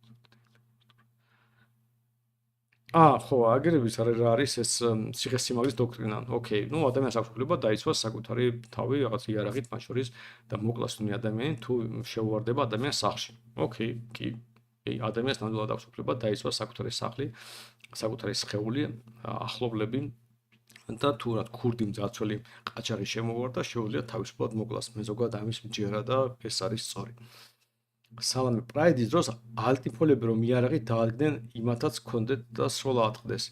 ეგეთი შემთხვევების მოხდომის საფრთხეს თუ ხედავთ, აი ვერ ვხედავ, უბრალოდ მე არ წარმოვიდგენია რატომ უნდა მოგინდეთ რაღაც 1000 კაცი შეიარაღებული 1000 კაცი მორბის და მოდის და თქვენ მიახდეთ თქვენი ავტომატებით იმ ხალხს. აი უბრალოდ აი რა ლოგიკა უნდა იყოს ეს ერთი და მეორე ვინ თქვა რომ გეები ცუდად ისვრიან და წარმოგიდგენთ რა შარია რომ ესეთი შეუვარდებიან ალტიფოლები, ნუ ალტიფოლები ვიღაცები, ჰომოფობები გეებს და ნუ რო წააგონ გეებთან ხო მაგის ირწყვილი იქნება. თან მით უმეტეს ჰომოფობებს შორის, აი თუნდაც ერთ-ერთი შემთხვევა იყო, აი ამ დარბევის შემთხვევაში ჰომოფობებს შორის არიან ის ხალხი, ვისაც მართლა ლატენტური გეები არიან და იქნება მაგას საერთოდ არ უნდათ იმ გეების ცემა, იმათთან იქნება სექსუალური ურთიერთობა უნდათ, უბრალოდ აი არ გამოძდით ასე თქვა. კარგი ურთიერთობა და ჯავას მიმართავენ, მაგრამ როს ავტომატია, ანუ სხვა პროცესია, საერთოდ ეს ალტიფოკერას ჰომოფობების და ამ გეი პრაიდის აქტივისტების დაპირისპირება ეს უბრალოდ სპექტაკლია, უბრალოდ არაფერ შუაში არის. არც აი ეს სპექტაკლს გამენ რომ რაღაც პრაიდს რაღაცას აწყობენ და დიდი სამბით თვითონ არა და რა ვიცი, უამრავი გეია სამყაროში, ჩვენ ქვეყანაშიც და მათი 10%-იც კი არასდროს არ ყოფილა პრაიდზე, იმიტომ რომ რავი, აი რატომ უნდა მოგინდეს, რა ვიცი, აი მე ხო არ დავდივარ ქუჩაში და მოდი მე ქალები მიყვარს და მოდით მოვაწყოთ რა ვიცი, სვლელობა რომ ჩვენ კაცებს ასეთი კაცები ვართ და გვინდა გვიყვარს ქალები. აი ხო არაფერ შუაში არის ეს. ხო და ამიტომ ის არა ქვია. უბრალოდ რაღაც არაფერ შუაში არის. რატომ უნდა მოგზავნოთ? თუ გინდა გაისერდნენ და თქვი რომ რა ვიცი, კაცი უყვარს თუ ქალს ქალი უყვარს, ან კაცს რა ვიცი, ქალი უყვარს, რაც გინდა ისილაპარაკეთ, მაგრამ უბრალოდ აი რაღაც აბსურდს აქვს ადგილი, რომ მე ამჯერა რომ ერთი ადამიანები ასეთი მოწოდებულები არიან რაღაც მათი გადმოსახედიდან სექსუალურად ჩაცმულებმა ისერდნენ ქუჩაში და მეორე ხალხი იმდენად აღშფოთებულია, რომ უნდა მიუვარდეს და მაინდ უნდა ეს ხალხი ცემოს. აი უბრალოდ ან ერთით არის დაკავებული, ან მეორით. არ მისმოდა და არც არ მგონია რომ სერიოზული იყო რომელიმე მხარის მხრიდან ეს ყველაფერი. ეს კითხვა იყო. სახლში შემოსული მძაცველის მოკლა შენზე გაფორმებული იარაღით კანონდარღვევაა თუ მაქვს უფლება? კანონდარღვევაა და ძარცველის კი არა, ამის აქეთ რომ ცემატყება დაიწყოს და ისიც შეიარაღებული იყოს, მაშინაც კი შეიძლება შარში აღმოჩნდე თუ მოკლა. ძალიან ცუდი კანონმდებლობა აქვს ამ ნაწილში. ანუ თავდაცვა უნდა ძალიან უნდა დაამტკიცო და შემთხვევაში აი იყო გუდაურში რომ ვიღაცა მოკლა ჯარისკაცმა იარაღი ქონდა და თავს დაესხა რამდენიმე და ცემდნენ და კამერა ჩაწელი იყო როგორც ცემდა რამდენიმე და ამ ადამიანს და ბოლოს აიღო და ვიღაცა მოკლა და ვიღაცა დაჭრა და რაღაცა და ნაფიცაჯულებმა გაამართლეს, თორე ჩვეულებრივი მოსამართლე ნამდვილად ციხეში გაუშვეს.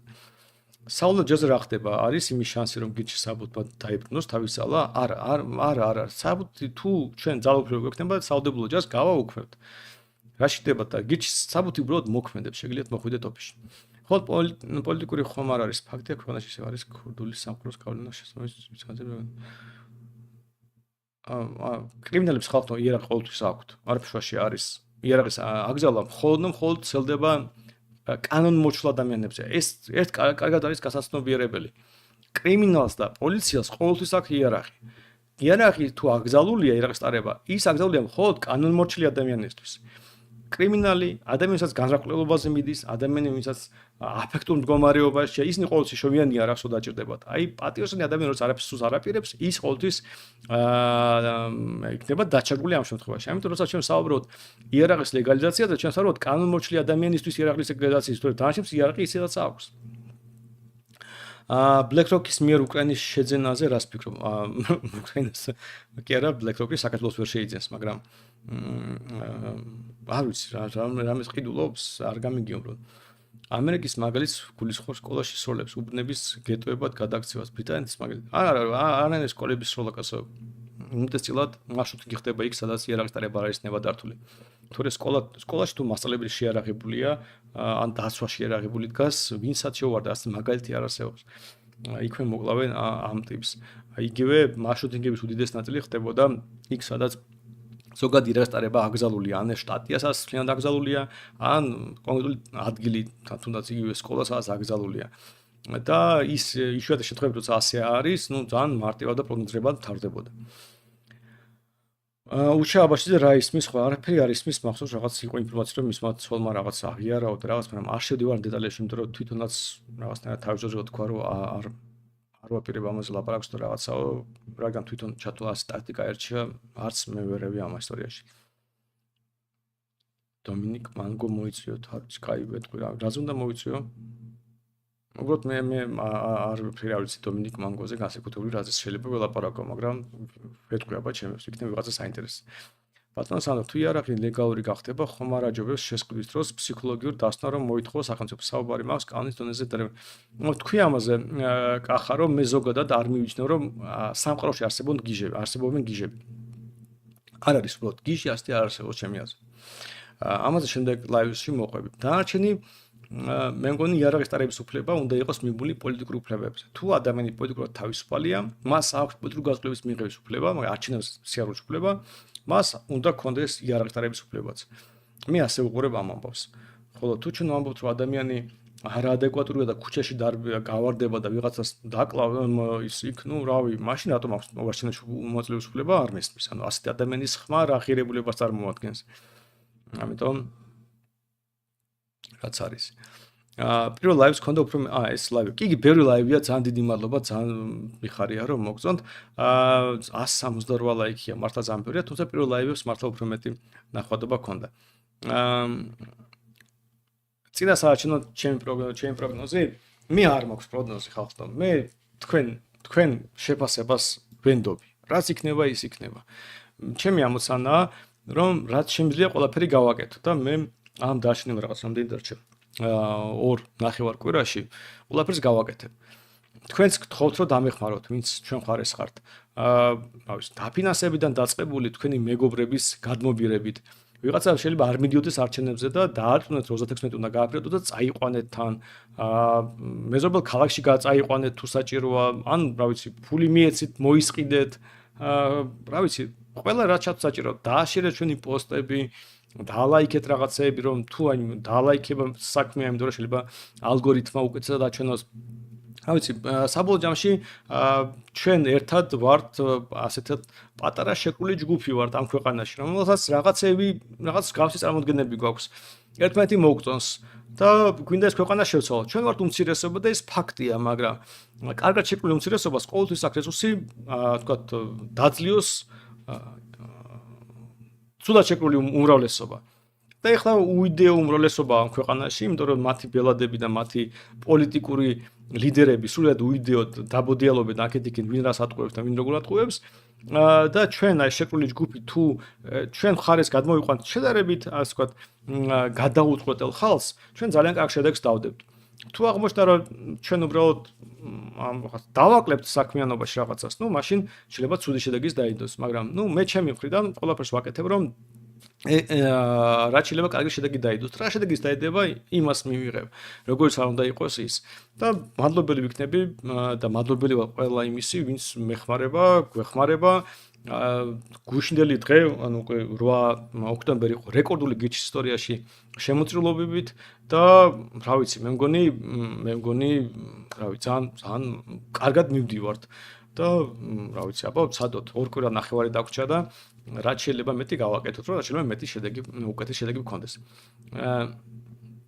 სანდრო, შენი არის დღეს აი ბოლო კითხვები რაც არის, წავიკითხო და ამით დავასრულე. სანდრო, ევროკავშირს არ აქვს იარაღის ლეგალიზაციაზე რამე კანონი, მე მერჩენია იარაღი გქონდეს ლეგალური და ევროკავშირს არ მოსწონდეს ვიდრე პირიქით. გეთანხმებ, მე მერჩენია რომ იარაღი იყოს ლეგალური და ევროკავშირი ნერვიულობდეს ამის თავაზე, ვიდრე ისევ არ გქონდეს. მე ზოგადად გონია რომ ჩვენ თუ მივახციეთ იმას, რომ ჩვენ იარაღი ლეგალურია, ეს ნიშნავს რომ ბევრი სხვა რეფორმას გავაკეთეთ და მე ეჭვი მაქვს რომ იმ მომენტში საერთოდ ვიქნებით ან ევროკავშირში, ან ნატოში და ზოგადად ისეთი მდიდარი და ძლიერი ქვეყანა ვიქნებით, რომ არც არავინ დააპირებს ჩვენ რაღაც დაპყრობას და ასე შემდეგ, როგორც რაღაც პირველში რუსეთზეა საუბარი. შენი არის დღეს საით მიდის ქვეყანა.